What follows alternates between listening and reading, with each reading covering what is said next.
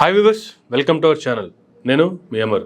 ఈరోజు మనతో ఉన్నారు Anagani Ramprasad, social activist and political analyst and ఆయనకి నచ్చినటువంటి వ్యక్తుల కోసం సపోర్ట్ చేస్తున్నానంటూ రీసెంట్గా కొత్తగా పార్టీ పెట్టినటువంటి జేడీ లక్ష్మీనారాయణ గారిని ఫాలో అవుతూ ఆయన పార్టీకి సంబంధించి కావచ్చు యాక్టివిటీస్లో ఎక్కువగా భాగస్వాములు అవుతూ ఉన్నారు. అసలు ఏంటి ఆ పార్టీ, ఏంటి ఆ పార్టీ వెనుకున్నటువంటి కథ ఏంటి, రీసెంట్గా జేడీ గారి అరెస్ట్ కూడా విజయవాడలో చూసాము. అసలు అరెస్ట్కి గల కారణాలు ఏంటి, ఈ విషయాలన్నీ వారితో మాట్లాడి తెలుసుకునే ప్రయత్నం చేద్దాం. నమస్తే అండి. నమస్తే అండి. ఎలా ఉన్నారు? బాగానే ఉన్నాను. అడగగానే విజయవాడ నుంచి హైదరాబాద్ వచ్చారు. జర్నలిజాన్ని, మీడియాని గౌరవించాలిగా. ఏంటి అసలు ప్రస్తుతం జేడీ గారి వెనక ఉన్నారు? ఆయన పార్టీ అనౌన్స్మెంట్ అప్పుడు కావచ్చు, లేదంటే ఆయన తీసుకున్నటువంటి నిర్ణయాలు కావచ్చు, ఆయన విజయవాడలో ఉన్నంతసేపు ఆయనతోనే కలిసి ఉంటున్నారు. అంటే మీరు కూడా మన పార్టీ నుంచి ఎమ్మెల్యేగా పోటీ చేసే అవకాశాలు ఏమైనా ఉన్నాయా? ఎమ్మెల్యేగా అని కాదు, కానీ ఆయన యొక్క అభిప్రాయాలు, ఆయన పార్టీ సిద్ధాంతాలు, ఆయన నడవడి, ఆయన ఒక ఐపీఎస్ ఆఫీసర్ కంటే కూడా ఒక మానవతలతో ఆయన నడిచే ప్రయాణం, ఆయన జీవన విధానం నాకు నచ్చి ఆయనకి దగ్గర అయ్యాను తప్పించి పొలిటికల్గా ఏదో బెనిఫిట్ పొందాలని కాదు. నా బెనిఫిట్ వల్ల ఒకటి రైతులకు న్యాయం జరగాలి. నేను పోరాడే సమస్య వలన మాకు జరిగిన అన్యాయం రెండో రైతు జరగకూడదని ఉద్దేశించేతే ఆయన జాబ్ రిజైన్ చేసినప్పుడు ఆయనే పిలిపించారు. నేను వెళ్ళి మాట్లాడాను. అంతకుముందు జాబ్లో ఉన్నప్పుడే నేను పర్సనల్గా కలిశాను. సిబిఐకి ఫిర్యాదు చేయమంటేనే నా సమస్య మీద నేను సిబిఐకి ఫిర్యాదు చేశాను. తర్వాత ఆయన ఎప్పుడైతే జాబ్ రిజైన్ చేశానో ఆయన పిలిపించడం, నాతో డిస్కస్ చేయటం, తర్వాత ఆయన 13 జిల్లాల పర్యటనలో బాగా మా ఇంటికి వచ్చి ప్రెస్ మీట్ పెట్టడం ఇవన్నీ జరిగింది. అది సో అట్లా ఆయన నాకు బాగా దగ్గర. అప్పటి నుంచి ఆయనతో కలిసి ప్రయాణం చేయటం వల్ల ఆయన యొక్క నడవడి, మొత్తం బిహేవియర్ కానీ, ప్రజలతో మమేకమయ్యే విధానం కానీ, ఇవన్నీ చాలా గ్రౌండ్ టు ఎర్త్. నేను ఒక ఆఫీసర్ని అని, ఒక ఐపీఎస్ ఆఫీసర్ అనే అహాన్ని తలకెక్కించుకోకుండా ప్రజలతో మమేకం ఉండడం నాకు బాగా నచ్చింది. ఆయన జీవన విధానం, అందుకని ఆయన దగ్గరగా ఉంటున్నాను. ఆయన విధానాలు నచ్చి ఆయనతో దగ్గరతో ఉండటమే తప్ప పార్టీలో జాయిన్ అయ్యే ఉద్దేశం కానీ, లేదంటే పార్టీ తరఫున పోటీ చేసే ఆలోచన కానీ అలాంటివి ఏం లేవా? ప్రస్తుతానికైతే లేదు.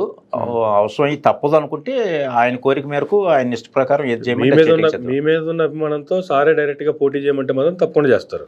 పరిస్థితుల ప్రకారం తప్పదని పరిస్థితులు అయితే చేసే అవకాశాలు ఉన్నాయి. నాకైతే ఇప్పుడు ఉన్న పరిస్థితుల్లో అంత ఇది లేదు. ఒకటే చెప్పాను ఆయనకు కూడా, మా నియోజకవర్గంలో కనుక ఎవరైనా పోటీ చేస్తే గట్టివాళ్ళు వాళ్ళ మీద పోటీ చేస్తాను, నేను ఇండిపెండెంట్గానే పోటీ చేస్తానని చెప్పాను. అందుకని పార్టీ కండువా కూడా కప్పుకోలేదు. పార్టీ కండువా కప్పుకుంటే కొన్ని లిమిటేషన్స్ ఉంటాయి. నేను పోరాడేది పబ్లిక్ ఇష్యూ మీద, రైతు సమస్య మీద కాబట్టి నేను కొంచెం అగ్రెసివ్గా వెళ్లాల్సిన పరిస్థితి ఏర్పడుతుంది. జ్యుడిషియరీని కానీ ఏది కానీ మాట్లాడే పరిస్థితి ఉంది. అందుకని జెండా కప్పుకొని ఉంటే పార్టీది కొన్ని లిమిటేషన్స్లో మాట్లాడాలని ఉద్దేశం చేత నేను జెండా కప్పుకుంటాను. ఆయన అనుచరుడుగానే ఆయన్ని ఫాలో అవుతానే ఉంటాను. ఆయనకి అన్ని రకాలుగా ఇది ఉంటాను. అదే మా నియోజకవర్గంలో కనుక మొన్నటిదాకా ఉన్నానండి, చంద్రబాబు నాయుడు గారు కానీ, బొరామణి గారు కానీ, లేదంటే లోకేష్ గారు కానీ పోటీ చేస్తారనేది ఒక నానుడు ఉంది. వాళ్ళు కనుక పోటీ చేసినట్టు ఇండిపెండెంట్గా వేసేవాడిని నేను. అది ఇండిపెండెంట్గా వదిలే పార్టీ తరఫున చేయంటే అప్పుడు పార్టీ తరఫున చేసేవాడినేమో. అప్పుడైతే ఇండిపెండెంట్. ఎందుకంటే మీరు నేను కొట్టుకోవడం వల్ల ప్రయోజనం లేదు, ఎవరు చూడరు. ఒక సమస్య మీద పోరాడుతూ సమస్యని ఆ పార్టీ యొక్క అధిష్టానం దగ్గర తీసుకెళ్ళినా కూడా వాళ్ళు ఏం న్యాయం చేయనప్పుడు, వాళ్ళు 33 లక్షల మంది రైతులకు అన్యాయం చేశారు కాబట్టి తెలుగుదేశం పార్టీ దాన్ని ధీటుగా ఒక రైతు బిడ్డగా ఛాలెంజ్ చేస్తూ ఆయన మీద ఇది చేస్తే అప్పుడు మీడియా ఫోకస్ అవుతే నేను పోరాడే సమస్య జనంలోకి వస్తాను ఉద్దేశం చేత వాళ్ళు ఎవరైనా సరే, చంద్రబాబు నాయుడు కానీ, లోకేష్ గారు కానీ, లేకపోతే బ్రాహ్మణే కానీ, వీళ్ళు ఎవరు పోటీ చేసినా వాళ్ళ మీద పోటీ చేయడానికి ఇండిపెండెంట్గా అప్పుడు సిద్ధంగా ఉన్నా. కానీ ఇప్పుడు వాళ్ళు ఎవరో పోటీ చేసే ఉద్దేశం లేదు కాబట్టి ఇక చేసి కూడా అంత ఇది లేదు అనేది నా యొక్క అభిప్రాయం. ఏంటంటే అసలు అంటే పార్టీ తరఫున జేడీ గారు అసెంబ్లీకి పోటీ చేసే అవకాశం ఉందా, లేదంటే పార్లమెంట్కి గత 2019 ఎలక్షన్స్లో పోటీ చేసినట్టుగా ఇప్పుడు కూడా పార్లమెంట్కే పోటీ చేసే అవకాశం ఉందా? ఏదైనా పోటీ చేస్తారు. అది టీము సెలెక్ట్ చేస్తారు. పార్టీలో ఉన్నటువంటి టీం మెంబర్స్ ఉన్నారు, ఆ కమిటీలు, వాళ్ళు ఏది బెటర్ అండి అనుకుంటే దాని ప్రకారం చేస్తుంది. ప్రస్తుతానికైతే నిర్ణయం తీసుకోలేదు. ప్రజెంట్ వైజాగ్లో ఆయన అంతకుముందు పోటీ చేసి 2,88,000 ఓట్లు సాధించారు కాబట్టి వాళ్ళకి దృష్టిలో పెట్టుకొని వాళ్ళకి అందుబాటులో ఉంటున్నారు కాబట్టి మ్యాక్సిమం చేస్తే వైజాగ్ నుంచి చేయొచ్చేమో. అది ఎంపీనా ఎమ్మెల్యే అనేది కమిటీ డిసైడ్ చేస్తాయి. కమిటీ డిసైడ్ చేసిన తర్వాత ప్రకటన మీ మీడియా ద్వారానే పబ్లిక్గానే వస్తుంది. అది ఆయన చేసే పని ఏది కూడా నాకు తెలుసానో లేకపోతే ఇంకోటి తెలుసానో కాదు, డైరెక్ట్గా ఆయన ఓపెన్గానే మీడియా ద్వారా చెబుతారు. అది ఏంది ఈ మధ్య జేడీ గారు ఒక మేనిఫెస్టో కూడా రిలీజ్ చేశారు, అంటే ఆయన సోషల్ మీడియాలో కూడా రన్ అవుతూ ఉంది. ఏంటంటే అసలు ఆ మేనిఫెస్టో ఏ విధంగా తయారు చేసినట్లు? అది పార్టీ మేనిఫెస్టో కాదుగా, ప్రజా మేనిఫెస్టో. ప్రజల నుంచి సేకరించినటువంటి అంశాలని. ఇప్పుడు ఆ మేనిఫెస్టోని ప్రజల తరపున రిలీజ్ చేశారా, వాళ్ళ పార్టీ తరపున రిలీజ్ చేశారా? మేనిఫెస్టో పార్టీదైనా కానీ అంశాలు మొత్తం ప్రజల నుంచి సేకరించినవి. వీళ్ళుగా పార్టీలో కూర్చొని మేనిఫెస్టో తయారు చేయటం కదా. ఈయన గత 7 సంవత్సరాలుగా తిరిగి ప్రజలతో మమేకమయ్యి ఏ అంశాలని దృష్టికి వచ్చినాయి, వాటి పరిష్కార మార్గాల అన్ని అంశాలని క్రోడీకరించి తయారు చేసిన మేనిఫెస్టో. అందుకని ప్రజా మేనిఫెస్టో అది. పార్టీ మేనిఫెస్టో అనేది జనరల్గా మేనిఫెస్టో అంటే పార్టీది అంటారు, కానీ జేడీ లక్ష్మీ గారు ప్రజా మేనిఫెస్టో తయారు చేశారు. అది మేనిఫెస్టోకి, పార్టీ మేనిఫెస్టోకి, ప్రజా మేనిఫెస్టోకి తేడా అదే. ప్రజల నుంచి సేకరించినటువంటి ఇన్ఫర్మేషన్ని మేనిఫెస్టో రూపంలో వచ్చింది. మిగిలిన పార్టీలు కమిటీ మెంబర్లు మాత్రమే డిసైడ్ చేస్తారు, ప్రజలతో మమేకం ఎవరు, ఏ కులానికి ఎవరు ఇది ఏంటి, ఎట్లాగూ ఏ కులానికి ఏమేమి పెట్టాలి ఏంటి, ఈ రకంగా ఇచ్చేస్తారు తప్పించి జనరల్గా ప్రజలు రాష్ట్రం బాగుండాలి, అప్పులు లేని రాష్ట్రంగా తీసుకెళ్ళాలి, యువతకి ఉద్యోగ అవకాశాలు కల్పించాలి, మహిళలకి వాళ్ళు కాళ్ళ మీద వాళ్ళు నిలబడే విధంగా చిన్న చిన్న కుటీర పరిశ్రమలు ఏర్పాటు చేయాలి, మండల స్థాయిలో నిమ్స్ హాస్పిటల్, జిల్లా స్థాయిలో ఎయిమ్స్ హాస్పిటల్ లాంటివి పెట్టాలి, గ్రామానికి ₹1 కోటి ఫండు, నియోజకవర్గానికి 100 కోట్ల ఫండు ఎవ్రీ ఇయర్. ఈ ఫండ్ ఏది ఇచ్చినా కానీ మళ్ళీ ప్రజల చేతే స్కూటనింగ్ జరుగుద్ది అనమాట. ఇప్పుడు ఎమ్మెల్యే చేతికో లేకపోతే సర్పంచ్ చేతికో ఇచ్చే అమౌంట్ కాదు ఇది.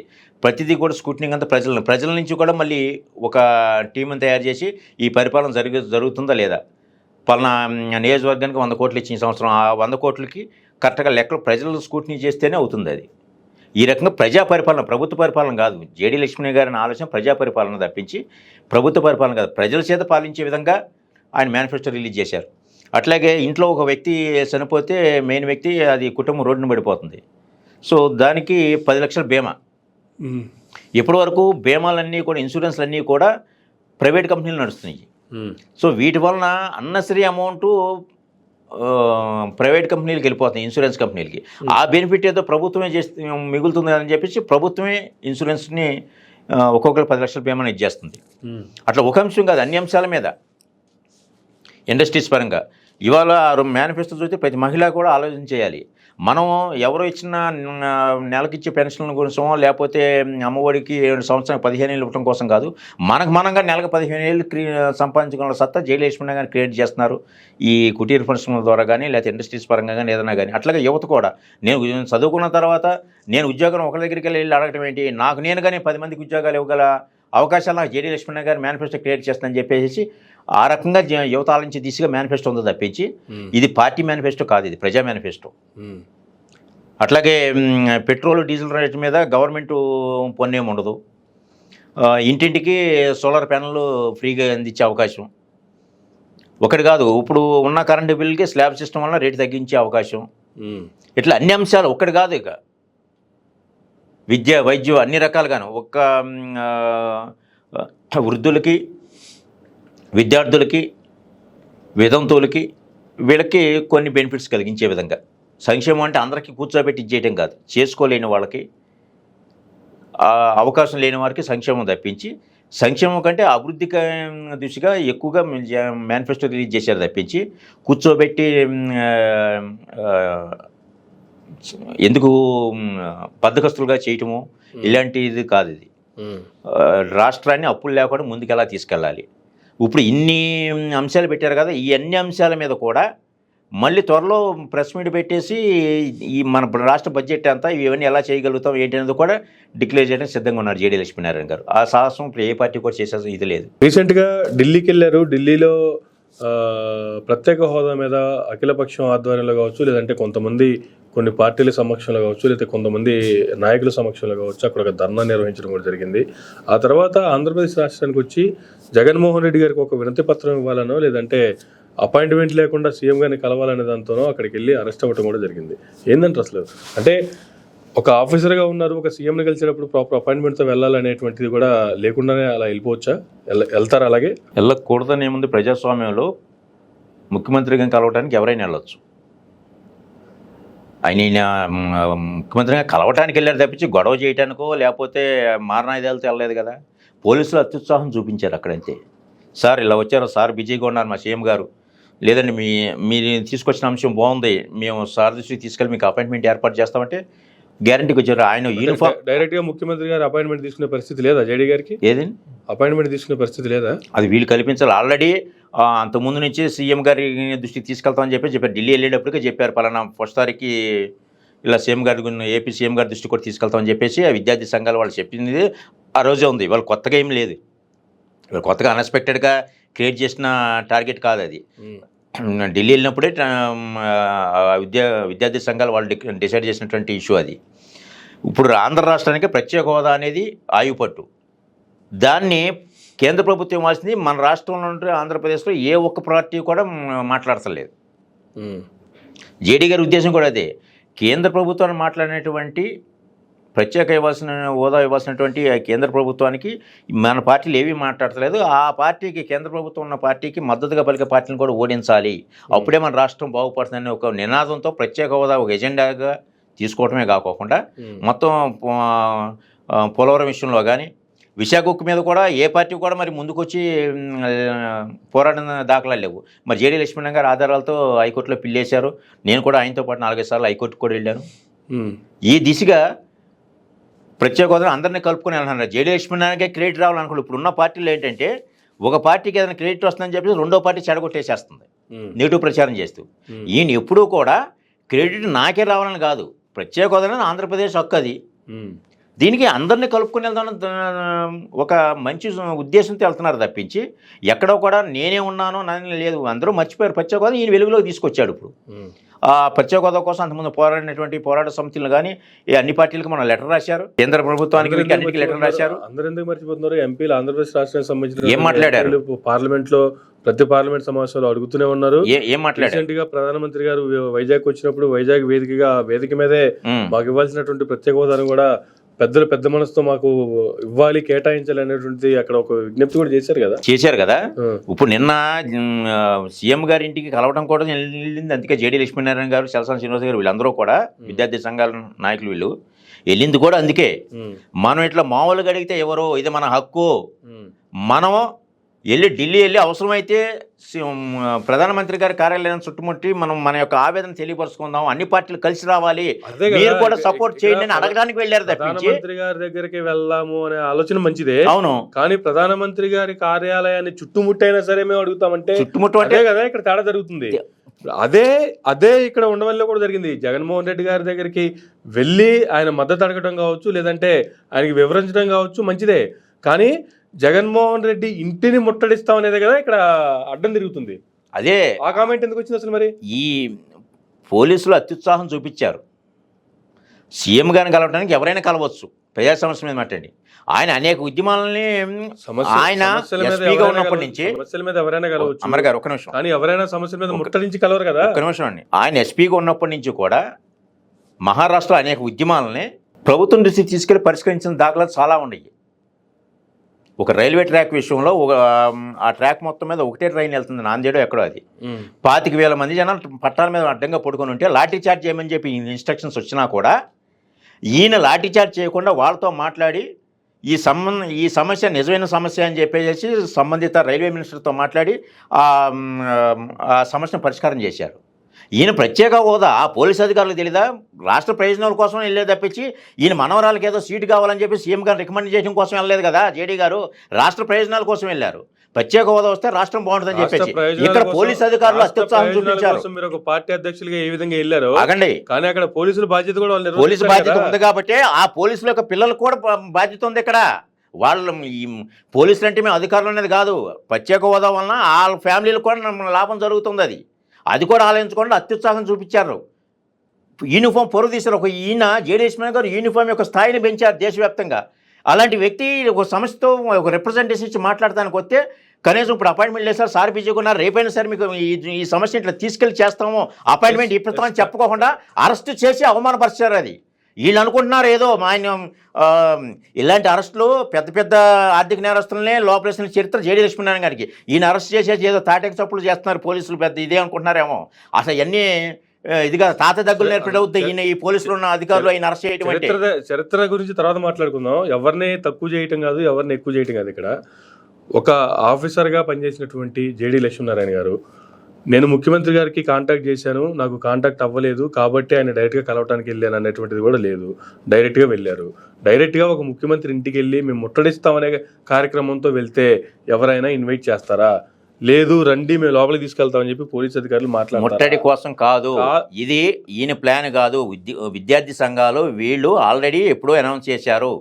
ఆ విద్యార్థి సంఘాలకి తరపున వెళ్ళారు తప్పించి ఈయన ఒక పోలీస్ ఆఫీసర్గానో లేకపోతే అది కానీ అపాయింట్మెంట్ తీసుకోవడం కాదు. విద్యార్థి సంఘ నాయకులు వాళ్ళు ముందుగానే అనౌన్స్ చేశారు. అది వాళ్ళకి ఆల్రెడీ ప్రత్యేక హోదా ఈయన ఆధ్వర్యంలో జరుగుతుంది కాబట్టి వాళ్ళకి అండగా నేను ఒకళ్ళు ఉన్నానని చెప్పేసి వెళ్ళారు తప్పించి ఈయన ముందుగా వెళ్ళి నడిపించింది కాదు. అది అర్థమైందా? సో అలాంటప్పుడు మిగిలిన పోలీసు అధికారులు సార్ ఇది పరిస్థితి అని చెప్పేసి ఆ యొక్క స్థితిని ఆయనలాగా ఈ ప్రజా సమస్యను సీఎం గారి దృష్టి తీసుకెళ్లి ఎందుకు ఇప్పించలేకపోతున్నారు? ఎందుకు అత్యుత్సాహం చూపుతున్నారు? ఎందుకు అత్యుత్సాహం చూపుతున్నారు? రాజ్యాంగబద్ధంగా సీఎంని ఎవరైనా కలవచ్చు ప్రజా సమస్యల మీద. వ్యక్తిగత సమస్య కోసం కాదు ఆయన వెళ్ళింది, రాష్ట్ర భవిష్యత్తు కోసం వెళ్ళారు.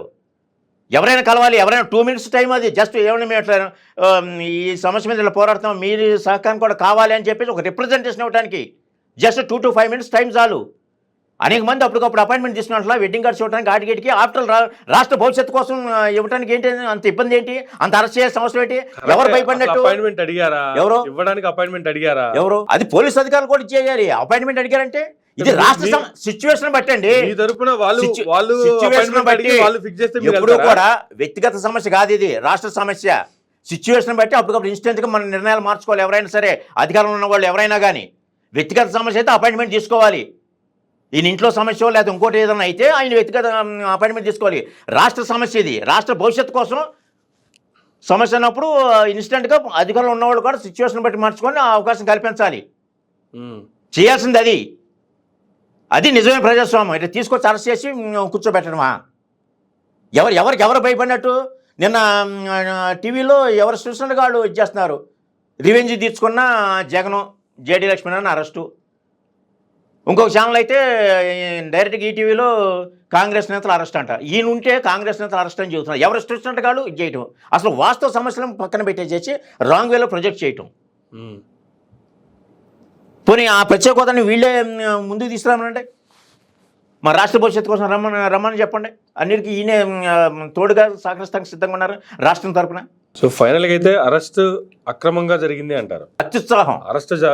అసలు సీఎం గారిని ఎవరో కలవకూడదనే ఉద్దేశంతోనే మరి ఇట్లా రిస్ట్రిక్ట్ చేస్తున్నారా, లేదా పోలీసులు అత్యుత్సాహమా అనేది ప్రజలు నిర్ణయించుకోవాలి. అందరూ వెళ్ళి కలుస్తున్నారు, వెడ్డింగ్ కార్డులు ఇవ్వడానికి వెళ్తున్నారు, అపాయింట్మెంట్ తీసుకుని మీరే చెప్తున్నారు. పర్సనల్ వ్యక్తిగత విషయానికి కలవటానికి వెళ్ళలేదని మీరే చెప్తున్నారు. వ్యక్తిగత విషయానికి అపాయింట్మెంట్ తీసుకోవాలి. ఇది రాష్ట్ర సమస్యను బట్టి ఇన్స్టెంట్ గా చేసుకోవాలి. సమస్య ఏదైనా సరే సీఎం గారి దగ్గరికి వెళ్ళాలనుకున్నప్పుడు ప్రాపర్ అపాయింట్మెంట్ తోనే వెళ్ళాలి కదండి. లేదు ఆయన ఒక టైం కేటాయించి ఈ టైంలో ఎవరైనా రావచ్చు అని ఒక సంబంధిత అధికారులు ఉంటారు కదండి. సార్ ఇలా వచ్చారు, ఆ పోలీస్ అధికారులు కానీ వాళ్ళు కానీ సీఎం గారి సెక్యూరిటీలో ఉన్నటువంటి వ్యక్తులకి ఎందుకు ఇన్ఫార్మ్ చేసి సార్ ఇట్లా వచ్చారు, ఒక రిప్రజెంటేషన్ ఇస్తారంట ఇది అని చెప్పేసి వాళ్ళైనా సరే ఎందుకు చూడట్లేదు?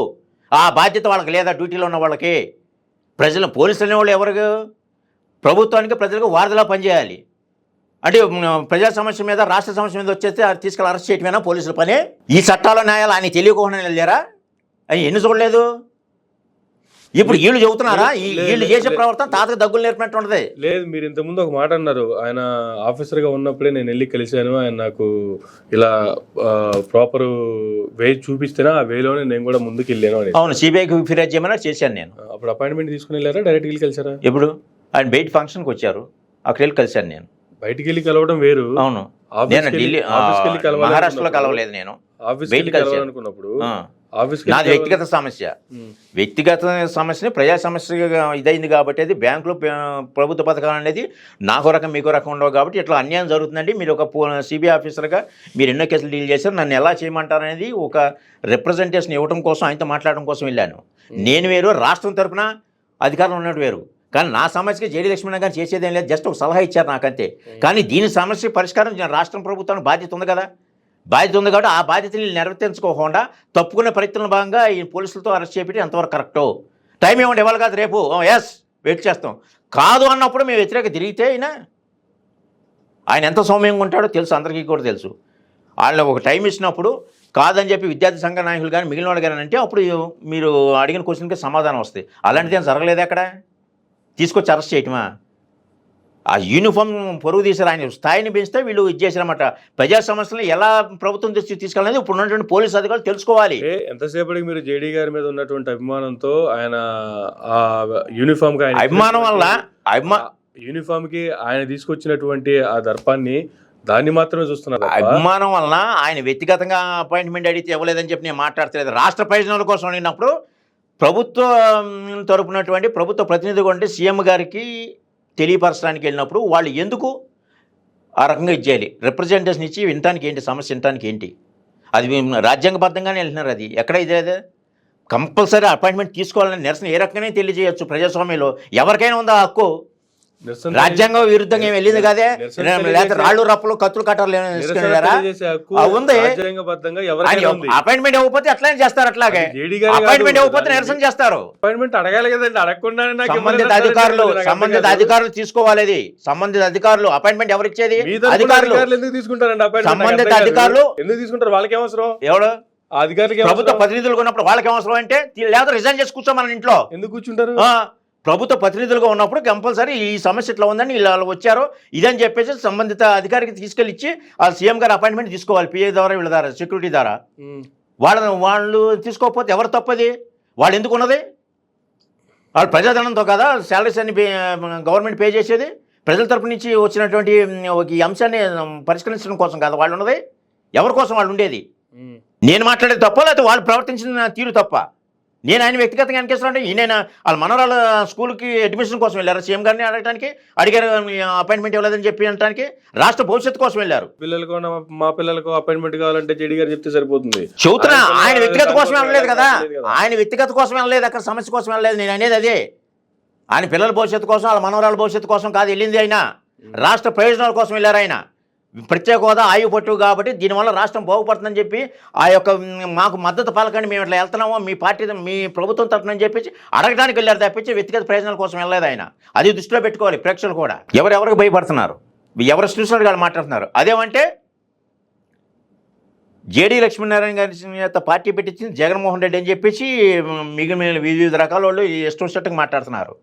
ఎంతవరకు తాడేపల్లి క్యాంప్ ఆఫీస్ దగ్గర జగన్మోహన్ రెడ్డి దగ్గరికి డైరెక్ట్గా వెళ్ళిన మగాడు ఒక్కళ్ళేడు, అదే జేడీ లక్ష్మీనారాయణ గారు ఫస్ట్ టైం. మరి ఆ సాహసం చేయగలరా జేడీ లక్ష్మీనారాయణ గారు? వాళ్ళు పార్టీ పెట్టిన వాళ్ళైతే ఇది చెప్తూ కొట్టినట్టు మిగిలిన పార్టీల వాళ్ళకి కూడా. ఈ కామెంట్ ఎందుకు వచ్చింది అసలు? జనాలు చెబుతున్నారు, జనాలు వాళ్ళు ఇష్టం వచ్చినట్టుగా. ఈ మిగిలిన పార్టీలకు పని ఏముంటుంది? వాళ్ళు చేయరు, చేసేవాళ్ళు చేయనివ్వరు. ఈయన అధికారులు ఉన్నప్పుడు కూడా ఈయన చేసే పని కూడా మిగిలిన అధికారులు, పై అధికారులు వీళ్ళ మీద ఇదే రకం కామెంట్లు చేసేవాళ్ళు. ఈయన పని ఈయన చేసుకుంటూ వెళ్ళాడు కూడా సక్సెస్ అయ్యారు. మిగిలిన పార్టీల వాళ్ళు వీళ్ళ ఓటు ఎక్కడ చీలుతుందా అని భయం చేత జగన్మోహన్ రెడ్డి పార్టీ పెట్టించారు. జగన్మోహన్ రెడ్డి పార్టీ పెట్టించేస్తే అంత మిగిలిన ప్రతిపక్షంలో ఉన్నటువంటి చంద్రబాబు నాయుడు కానీ, పవన్ కళ్యాణ్ కానీ మరి ఈ సాహసం ఎందుకు చేయలేదు ఇప్పుడు వరకు? వీళ్ళకి అమ్ముడు పోయారా ప్రభుత్వానికి? మరి జగన్మోహన్ రెడ్డికి అమ్ముడు పోయారా చంద్రబాబు నాయుడును, పవన్ కళ్యాణ్? జేడీ గారిని అంటున్నారు కదా. మరి రాష్ట్ర భవిష్యత్తు కోసం ఈయన ఒక్కడే వెళ్ళాడు అక్కడికి. మరి వీళ్ళు ఎందుకు వెళ్ళట్లేదు? ఆ సాహసం ఎందుకు చేయట్లేదు? రాష్ట్ర ప్రయోజనాలు ముఖ్యం కదా, వీళ్ళకి రాజకీయ ప్రయోజనాలు ముఖ్యమా? కానీ పవన్ కళ్యాణ్ గారు కూడా రకరకాల కామెంట్లు చేస్తూనే ఉన్నారు కదా. కామెంట్లు చేయడం ఎన్ని చేస్తారు? కామెంట్లు చేయటం ఏముంది? రాష్ట్రం తరఫున ఏం సాధించావు నువ్వు? రాష్ట్రం తరఫున ఈయన విశాఖ ఉక్కు మీద హైకోర్టులో పిల్లేశారు, పార్టీ పెట్టలేదు, ఏమీ లేదు. అప్పటికి హైకోర్టులో పిల్లేశారు, వెళ్ళినారు. నేను పోరాడే సమస్య మీద కూడా కాగుకి, సిజిఐకి, నల్సాయికి, లోక్పాల్కి, రాష్ట్రపతికి అన్నిటికీ లెటర్ రాశారు. నేను ఒక వ్యక్తిగా నేను మాట్లాడితే ఇది అవ్వట్లేదండి, ఒక శక్తిగా ఒక పార్టీ తరఫున మీరు రాయాలి అని అన్నాను. సరే రామప్రసాద్, నీది బలమైన సమస్య, నీది అందరికి పనికొచ్చే సమస్య, ఎస్ రద్దు అని చెప్పి రాశారు. మరి ఈ రకంగా పవన్ కళ్యాణ్ పొత్తులో ఉండి బీజేపీని ఎందుకు అడగట్లేదు ప్రత్యేక హోదాని? లక్షల మంది అభిమానులు రూపాయి ఖర్చు పెట్టకుండా వచ్చే అభిమానులు ఉన్నారు. పిలిపిస్తే ఏ పార్టీకి రానటువంటి, ఏ నాయకుడికి లేనటువంటి అండదండలు పవన్ కళ్యాణ్కి ఉన్నాయి కదా. మరి రాష్ట్ర రోకోలు ధర్నాలు ఎందుకు చేయలేపని మా ప్రత్యేక హోదా కావాలని చెప్పి బీజేపీలో పొత్తులో ఉండి ఎందుకు చేయట్లా? చంద్రబాబు నాయుడు గారు ఎందుకు చేయట్లా? ఆయనకి కార్యవర్గం ఉంది, అభిమానులు ఉన్నారు కదా, వీళ్ళు ఎందుకు చేయట్లేదు? జగన్మోహన్ రెడ్డి గారు ఎందుకు అడగట్లేదు? రాష్ట్ర భవిష్యత్తు ముఖ్యమే కదా మరి ఎంతైనా కానీ, ఎందుకు అడగట్లేదు? మరి ఆ సాహసం జేడీ లక్ష్మణ్ గారు చేశారు. అదేమంటే వీళ్ళు చేతగాంతనంతో బురదలే ప్రక్రియ చేస్తున్నారు ఈయన మీద. మరి ఈ సాహసం వీళ్ళు ఎందుకు చేయట్లేదు అంటున్నాను నేను అనేది కూడా అదే. జేడీ గారు సాహసం చేశారు అంటే, సాహసం చేయడానికి ప్రత్యేక హోదా కోసం పోవాల్సింది సీఎం జగన్మోహన్ రెడ్డి గారి దగ్గరగా, పీఎం నరేంద్ర మోడీ గారి దగ్గరగా. ఎవరి దగ్గరికి వెళ్తే రాష్ట్రానికి ప్రత్యేక హోదా వస్తుంది? అక్కడ దగ్గరికి వెళ్తే న్యాయం జరుగుతుంది. ఎవరిని నిలదీస్తే ఈ సమస్యకు పరిష్కారం దొరుకుతుంది. చేయాల్సింది కేంద్ర జగన్మోహన్ రెడ్డి ప్రభుత్వం. గారి ఇంటిని ముట్టడిస్తే ప్రత్యేక హోదా వస్తుందా? ముట్టడించడం కాదు, చేయాల్సింది కేంద్ర ప్రభుత్వం ఇవ్వాలి ప్రత్యేక హోదా. దానికి మా సంఘాలు, ఈ విద్యార్థి సంఘాలు అన్నీ రెడీగా ఉన్నాయి. ప్రత్యేక హోదా విభజన కమిటీ సమితి, నేను అన్నీ రెడీగా ఉన్నాము. మేమే కాదు, మీ మద్దతు కూడా కావాలి. మన అందరం రాష్ట్ర ప్రయోజనాల కోసం పార్టీలను పక్కన పెట్టి మన అందరం కలిసి పోరాడదాం, మాకు మద్దతు పలకనే అడగడానికి వెళ్ళారు తప్పించి జగన్మోహన్ రెడ్డిని ఇంటి ముట్టడి చేయడానికి కాదు వెళ్ళింది, ఆయనకి రిప్రజెంటేషన్ ఇవ్వడానికి వెళ్ళారు. మీరు తెలుసుకోవాల్సింది అది, ప్రజలు కూడా తెలుసుకోవాల్సింది అదే. మీరు కూడా మద్దతు పలకండి మన రాష్ట్ర భవిష్యత్తు కోసం. ఎంతమందితో వెళ్ళారు? మద్దతు అడగడానికి ఎంతమంది వెళ్ళారు? ఒక 20 మంది వెళ్ళారు. దాంట్లో విద్యార్థులు ఉన్నారు, విద్యార్థి సంఘ నాయకులు వెళ్ళారు. విద్యార్థి సంఘ నాయకులు ఉన్నారు. కానీ ఎవరికి ప్రాపర్ అపాయింట్మెంట్ లేదు, ఎవరు ప్రాపర్ అపాయింట్మెంట్ తీసుకోలేదు. అపాయింట్మెంట్ అనేది ఇన్స్టెంట్గా సిచ్యువేషన్ బట్టి ఇవ్వాలి ఎవరికైనా కానీ, అది ఏదైనా కానీ సమస్యను బట్టి ఉండాలి. అది ఇది తీవ్ర సమస్య. ఈ ప్రభుత్వానికి చిత్తశుద్ధి లేదు కాబట్టి ఈ రకంగా ఇచ్చేస్తున్నారు. ప్రత్యేక హోదా అడిగే ఇది ధైర్యం లేదు కదా, గట్టిగా అడగటం వేరు, సాధించడం వేరు. ఏదో జరిగిపోయింది. ఇప్పుడు ఈ విషయాన్ని మేము అర్జెంట్ గా సీఎం గారి దృష్టికి తీసుకెళ్ళినా కూడా మాకే అన్యాయం జరిగింది అంటే బాగానే ఉండవు. కానీ ఇప్పటికిప్పుడు అర్జెంట్ గా వచ్చినటువంటి సమస్య కాదు కదా ఇది. ఏది ఎవరు మాట్లాడతలేదు కదా రాష్ట్ర భవిష్యత్తు కోసం. ఎవరి కాళ్ళు మర్చిపోతున్నారు, ఎవరి కాళ్ళు మనకి ఎందులో కూర్చున్నా దాన్ని ప్రతి పార్లమెంట్ సమావేశంలో మాట్లాడుతూనే ఉన్నారు కదా. పార్లమెంట్ సమావేశంలో పార్టీ ఎజెండాల్లోనో లేదా పార్టీ మేనిఫెస్టోలో పెట్టడం కాదు, ఎన్నికల లోపల మనం సాధిద్దాం అనేది టార్గెట్. ఎన్నికలుంటే ఎవరు మీ మేనిఫెస్టోతో ఎవరు ఎజెండాతో వాళ్ళు వెళ్తారు, అది కాదు. ఈ ప్రతి వాళ్ళు మేనిఫెస్టోలో పెడుతున్నారు ప్రత్యేక హోదా మా హక్కు అని చెప్పేసి. అసలు ఇది కాదు. అసలు ఎలక్షన్ ముందరే మనం సాధించుకుందాం. మన అందరం ఒక యూనిటీగా ఉండి పార్టీలని కుల మతాలను పక్కన పెట్టేసి అందరం ఏకయ్యి మన రాష్ట్రాన్ని మనం ఎందుకు సాధించుకోకూడదు, ఒక ప్రయత్నం చేస్తే ఎందుకు రాదు, పోరాడితే అనేది ఆ ఎజెండా. అంతా తప్పించి ఇప్పుడే వాళ్ళందరికీ వెళ్ళింది మన ఒక్కలేం కాదు. ఆయన ఒక్కడే వెళ్ళాలంటలేదు, అందరం కలుపుకొని వెళ్దాం అంటున్నాడు ఆయన. అది గమనించట్లేదు ఎవరు కూడా. అందరం కలుపుకొని వెళ్దాం, రాష్ట్ర భవిష్యత్తు కోసం అందరం కలుపుకొని వెళ్దాం. పార్టీలో ఏంటారు, ఎవరి ఎజెండాతో వాళ్ళది, ఎవరి మేనిఫెస్టో వాళ్ళది, అది ప్రజలు నిర్ణయిస్తారు. ఎలక్షన్ కోణంలో చూడొద్దు, మన రాష్ట్ర భవిష్యత్తు కోసం చూద్దాం, అందరం కలిసి పోరాడదాం అనేది ఒక నినాదంతో వెళ్ళారు తప్పించి చుట్టుముట్టాలో లేదా అల్లరి చేయాలో లేదా ఇంకోటి కాదు. మరణాయుధంతో వెళ్ళలేదే అన్న, జస్ట్ లెటర్స్ తీసుకుని వెళ్ళారు. దాన్ని పోలీసు అత్యుత్సాహం చూపించారు. సిగ్గుపడాలి. ఇచ్చారా పోనీ లెటర్? అక్కడ ఇచ్చారా? ఎవరు తీసుకొచ్చి అరెస్ట్ చేస్తారు, లేదా లెటర్ ఇచ్చారని అడుగుతారేంటి? తీసుకొచ్చి అరెస్ట్ చేసి మంగళగిరిలో పెట్టారు. మీరున్నారా అప్పుడు స్పాట్లో? మీరున్నారా? అరెస్ట్ చేసి వచ్చినప్పుడు నేను వచ్చాను. సీఎం గారింటికి మీరు వెళ్ళలేదు అయితే? లేదు, అప్పటికి వెళ్ళలేదు నేను. సరే, అసలు జనరల్గా చూసుకుంటే రాష్ట్రంలో జరుగుతున్నటువంటి పరిస్థితులు వైఎస్ జగన్మోహన్ రెడ్డి గారి కంటే ముందే అధికారంలోకి వచ్చినటువంటి తెలుగుదేశం పార్టీ అధినేత, ప్రభుత్వాన్ని ఫామ్ చేసినటువంటి చంద్రబాబు నాయుడు గారు ప్రత్యేక హోదా ఏమన్నా సంజీవన, ప్రత్యేక హోదా వల్ల రాష్ట్రానికి ఏమన్నా ప్యాకేజ్ కంటే ఎక్కువ ఏమన్నా జరిగే అవకాశం ఉందా, దానికంటే ప్యాకేజే గొప్పది అన్నప్పుడు ఏమైపోయారు మరి ఈ విద్యార్థి సంఘాలు కావచ్చు, లేదంటే ఇప్పుడు జేడీ లక్ష్మీనారాయణ లాంటి నాయకులు కావచ్చు, నేతలు కావచ్చు, ఏమైపోయారు అప్పుడంతా? ఎవరు? జేడీ లక్ష్మణ్ గారు గత 7 సంవత్సరాల నుంచి ప్రజలతో మమేకమై అన్ని రకాల అన్నీ సేకరిస్తూ ఉన్నారు. అర్థమైందా? ఎవరి గారు నిరుత్సాహంతో ఉన్నారు కాబట్టి పోరాడటానికి ఒక ప్లాట్ఫామ్ కావాలి. ఎవరు లేరు. దాన్ని జేడీ లక్ష్మణ్ గారు ఎత్తుకున్నారు. ఇట్లాగా చూస్తా కూర్చుంటే మరి మరుగున పడిపోతే మన హక్కులు మనం ఎందుకు ఇది చేసుకోకూడదని చెప్పేసి జేడీ లక్ష్మణ్ గారు నడుం కట్టారు. అప్పుడు ఒకళ్ళు అందరూ పోగాడారు. ఇంతవరకు ప్రభుత్వాలు చేస్తానది ఏ ప్రభుత్వం చేయలేదు, ఏ ప్రభుత్వం ముందు రాలేదు. ఆయన సంజీవని మీరేనంటే అన్నారు. పవన్ కళ్యాణ్ కాడి కింద పడి నేను నిరాహార దీక్ష చేస్తానని చెప్పేసి కాడి కింద పడేశాడు. ఈయనేమో 25 మంది ఎంపీలు అయితే మెడలు ఉంచుతానన్నాడు జగన్మోహన్ రెడ్డి గారు. ఏమి వంచుకొని పక్కన పడేసేసారు. కాబట్టి ఇది మన రాష్ట్ర భవిష్యత్తుకు యువత నాశనం అయిపోతుంది, ఉద్యోగ అవకాశాలు లేకుండా ఇండస్ట్రీస్ కానీ ఇవి కానీ రావడానికి అవకాశం లేకుండా పోయిందని చెప్పేసి ఇది ఇట్లాగే వదిలేసేస్తే ఇంకా నాశనం అయిపోతున్నారు ఆంధ్ర రాష్ట్రము. ఇప్పటికే 300 లక్షల కోట్ల అప్పుల పాలైపోయింది. దీని నుంచి బయటపడాలంటే ప్రత్యేక హోదా కంపల్సరీ కావాల్సిందే. కాబట్టి మనం నడుం కడదామని చెప్పేసి ఆయన ముందుకు వచ్చారు. కాబట్టి మిగిలిన సంఘాలందరూ కూడా ఇవి తోడుగా వచ్చినాయి. ఇప్పుడు ఎలక్షన్స్ ముందే ప్రత్యేక హోదా తెచ్చు రావాలని కాన్సెప్ట్. ఎలక్షన్ని దీన్ని రాజకీయ కోణంలో చూడొద్దు. అన్ని పార్టీలు మమేకం అయ్యి మన రాష్ట్రానికి కావాల్సిన హక్కులు మనం సాధించుకుందాం అనేది ఎజెండా. అది ఎవరైనా సాధించుకోవచ్చు. నేను వస్తానంటే ఈయన వెనకమాలంటానికి సిద్ధంగా ఉన్నారు, పోరాడడానికి మా మద్దతు తలుపుతానికి సిద్ధంగా ఉన్నాం అంటున్నాడు ఆయన జేడీ లక్ష్మణ్ గారు. కానీ మనం కలిసి వెళ్దామంటే ఏ ఒక్కటి ఇది లేదు. సిగ్గుపడాలి. అంతకుముందు పివి నరసింహరావు గారు కానీ మన వాజ్పేయి కానీ వీళ్ళందరూ ఉన్నప్పుడు ఉమ్మడిగా దేశ ప్రయోజనాల కోసం ఎక్కడికైనా వెళ్ళి కలిసి చేసేవాళ్ళు. కానీ ఇప్పుడు ఆ పరిస్థితులు సిగ్గుపడాలి. మళ్ళీ ఆ పాత రోజులను గుర్తు చేసుకొని మన రాష్ట్ర భవిష్యత్తు కోసం అందరూ కలిసి ముందుకు వస్తే ఏదైనా సాధించవచ్చు. ఆ ప్రక్రియ చేపడుతున్నారు జేడీ లక్ష్మీనారాయణ గారు. క్రెడిట్ ఏమి జేడీ లక్ష్మీనారాయణ అక్కర్లేదు. ఇప్పటికైనా సార్ మేనిఫెస్టో పెట్టారు కదా, అదే మేనిఫెస్టో మేమందరూ మేము రైతుల కోసం పోరాడుతున్నాము, మాది రైతు పార్టీ అవి పార్టీ అని అన్ని ప్రతి పార్టీలు మాట్లాడుతున్నాయి కదా, అదే మేనిఫెస్టో జేడీ గారు ఏదైతే మేనిఫెస్టో రిలీజ్ చేస్తారో అదే మేనిఫెస్టో మా పార్టీ తరపు నుంచి జేడీ గారి మేనిఫెస్టోని మేము స్వతహాగా తీసుకొని మేము ఇంప్లిమెంట్ చేస్తాము. లేదంటే రీకాల్ చట్టం ద్వారా మాకు ప్రజలే మమ్మల్ని గద్దె దించే అవకాశం మేము కల్పిస్తామని చెప్పి కనుక వస్తే జేడీ లక్ష్మణ్ గారు పోటీ కూడా చేయరు. ఆయనకు అవసరం లేదు. ఆయనే నేను పోటీ చేసి నేను ద్వారానే రాష్ట్రం బాగుపడాలని ఆయన అనుకోవట్లేదు. ఏ రకంగా రాష్ట్రం బాగుపడినా కానీ ఆయన సంతోషపడే వ్యక్తులు మొట్టమొదటి వ్యక్తి. పార్టీ ఎందుకు పెట్టారు పోటీ? పార్టీ నేను అదే అంటున్నా, ఆ మేనిఫెస్టోని ఏ పార్టీ అయినా సరే దాన్ని అమలు చేసి చూపిస్తే కనుక ఆయన చక్కగా మనవరాలతో ఆడుకుంటాడు వెళ్ళిపోయి. ఆయన ప్రజలు తిరగాల్సిన అవసరం లేదు.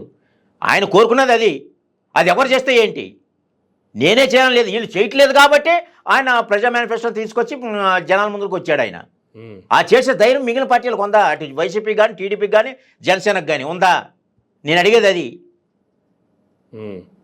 ఎస్ మేము కూడా మీలాగానే ప్రజల పక్కనే మా ఆలోచిస్తారు. మీ మేనిఫెస్టో బాగుంది, ఇది మా ఎజెండా, మేము నిర్వర్తిస్తాము. మేము కనుక ఈ మేనిఫెస్టో అమలు చేయకపోతే రీకాల్ చట్టం ద్వారా మేము గద్దె దిగిపోతామని చెప్పి కనుక ప్రజలకు హామీ ఇచ్చి ముందుకు దిగితే కనుక ఆయన అసలు చక్కగా అన్ని ఇది వేసేసి మేమే సార్ ఎందుకు సార్ మీకు ఈ రాజకీయాలు పదండి చక్కగా చిన్న చిన్న మనవరాలు ఉన్నారు వాళ్ళతో ఆడుకోండి అని చెప్పి మేమే తీసుకెళ్ళి ఇంటికి వెళ్ళి విడిచిపెట్టేస్తాం ఆయన్ని. ఆయన కోరుకునేది ఆయన ద్వారా న్యాయం జరగాలని అనుకోవట్లేదు. ఎప్పుడు కూడా ఆయన స్వార్థపూర్వకంగా రాజకీయం ఎప్పుడు చేయట్లేదు. ఎవరు చేసినా కానీ మంచి జరిగితే మంచి అంటున్నారు. జగన్మోహన్ రెడ్డి గారు అమ్మ నాడు నేడు స్కూల్ ప్రోగ్రామ్ శ్రీశైలంలో జరిగితే వాళ్ళ ఫ్రెండ్ ద్వారా వెళ్ళి మీటింగ్ వెళ్తే ఎస్ ఇప్పుడు ఈ కార్యక్రమం చాలా బాగుందని చెప్పి అప్రిషియేట్ చేశారు. దానికి కూడా మిగిలిన పార్టీలు రాజకీయం చేశారు. జేడీ గారు వైసీపీలోకి వెళ్ళి ఇదవుతున్నారు, వైసీపీ నుంచి పోటీ చేస్తానని చెప్పేసి ఉద్దానంలో హాస్పిటల్ కట్టినందుకు సంబంధిత అక్కడ నాయకుడిని కలిసి అప్రిషియేట్ చేశారు. దాన్ని కూడా ఇది చేస్తున్నారు. మంచి జరిగితే మంచి అని ఎక్కడైనా అప్రిషియేట్ చేస్తున్నాడు ఆయన. అన్నీ నెగిటివ్గా చూస్తే ఎట్లాగూ మంచి చేయండి. ఎవరు చేస్తే ఏమైంది, మంచి చేయండి. రాష్ట్రం బాగుపడాలి, ఆయన ఎజెండా అదే. రాష్ట్రం బాగుపడితే ఆయన ఎజెండా చేయండి. ఈవెన్ జగన్మోహన్ రెడ్డి గారు కూడా అదే చెప్తున్నారు కదా, మీకు మంచి జరిగింది అనిపిస్తేనే మీ ఇంట్లో మీకు మంచి జరిగితేనే ఓటేయండి, లేకపోతే మీకు నచ్చిన వాళ్ళకే ఓటేయండి అని ఆయన కూడా డైరెక్ట్గా చెప్తున్నారు కదా. మరి ఆయన సంక్షేమం ఇచ్చి రాష్ట్రం అప్పుల పాలు అయిపోతుంది. ఈయన ఇచ్చిన మేనిఫెస్టోలో రాష్ట్రం అప్పుల పాలు అవ్వకోకుండా అభివృద్ధి ఎలా చేయాలనేది ఉంది క్లియర్గా. ప్రతి ఒక్కరికి న్యాయం జరుగుతూ ఎవరికాళ్ళు గర్వంగా తలగేసుకుని బతికి ఒక గౌరవంగా బతికే స్థాయిలో ఉంది మేనిఫెస్టో. దీన్ని కూడా అమలు సర్పని అంటున్నాం. ఓన్లీ సంక్షేమం పెట్టేసుకొని అభివృద్ధిని పక్కన పెట్టేసి అప్పుల పాలు చేయటం కాదు. అప్పు లేకోకుండా ఎలా ఉంటుంది, ఆ మేనిఫెస్టో ఎలా ఇంప్లిమెంట్ చేయాలనేది కూడా ఆధారాలతో ఆయన గణాంకాలతో సహా సిద్ధంగా రెడీగా ఉన్నారు చర్చించడానికి. చర్చ ఏ పార్టీ అయినా సరే రమ్మనండి, ఆయన ఆశిస్తే నేనే వస్తాను. 2019 నుంచి 2024 వరకు ఆంధ్ర రాష్ట్రానికి అయిన అప్పులు ఎంతో తెలుసా? అయిన అప్పులు ఎంతో తెలుసా? తెలియదే ఉంది, అందరికీ తెలిసిందే కదా. ఎంత? 10 లక్షల కోట్ల పైన. 10 లక్షల కోట్ల పైన అనేది అందరూ అనుకుంటున్న మాట, అందరూ చెప్తున్న మాట. ఇప్పుడు అదే జగన్మోహన్ రెడ్డి గారిని అరెస్ట్ చేసినప్పుడు కూడా అందరు 1,00,00,000 కోట్లు అన్నారు. కానీ అదే కేసులో అదే జగన్మోహన్ రెడ్డి గారిని అరెస్ట్ చేసినటువంటి మీరు ఫాలో అవుతున్న మీ జేడీ లక్ష్మీనారాయణ గారే అందరూ అలా మాట్లాడుతున్నారండి. 1,500 కోట్లు అప్రాక్సిమేట్ గా 1,500 నుంచి 1,500 కోట్లు అన్నారు. అవును, ఈయనైతే 1,00,00,000 కోట్లు చెప్పలేదు కదా. 1,00,00,000 కోట్లు అని ఎట్లా చెప్తున్నారు? ఎవరన్నారు? ఊరికే అంటున్నారు. జేడీ లక్ష్మణ గారు ఎప్పుడు మాట తప్పలేదు. అప్రాక్సిమేట్ గా 15,000 కోట్లు మాత్రం అన్నారు తప్పించి వాళ్ళు ఎవరో పుకారు పుట్టించడానికి ఈయన బాధ్యతడా? జేడీ లక్ష్మీనారాయణ గారు పుకారు పుట్టించారని నేను అంటలా. అరెస్ట్ ఆ కేసుని ఇన్వెస్టిగేసి అరెస్ట్ చేసినటువంటి జేడీ గారే అంత లేదని చెప్తున్నారు కూడా అన్నారు. ప్రతిపక్ష పార్టీలందరూ ఇప్పటికీ దాని మీద తీసుకునే నినాదం 1,00,00,000 కోట్లు. అవును, అదంత లేదనే విషయం అందరికీ తెలుసు. ఆయన చెప్పారు కదా. అవును, అలాగే అప్పుల విషయంలో కూడా 10,00,00,000 కోట్లు అయ్యింది అంతే. కానీ అసలు వాస్తవ రూపంలో కేంద్ర ప్రభుత్వం ఇచ్చినటువంటి నివేదికలు లేవా? రాష్ట్రానికి అప్పులు ఇచ్చింది కేంద్ర ప్రభుత్వం కాదా, ఆర్బీఐ కాదా?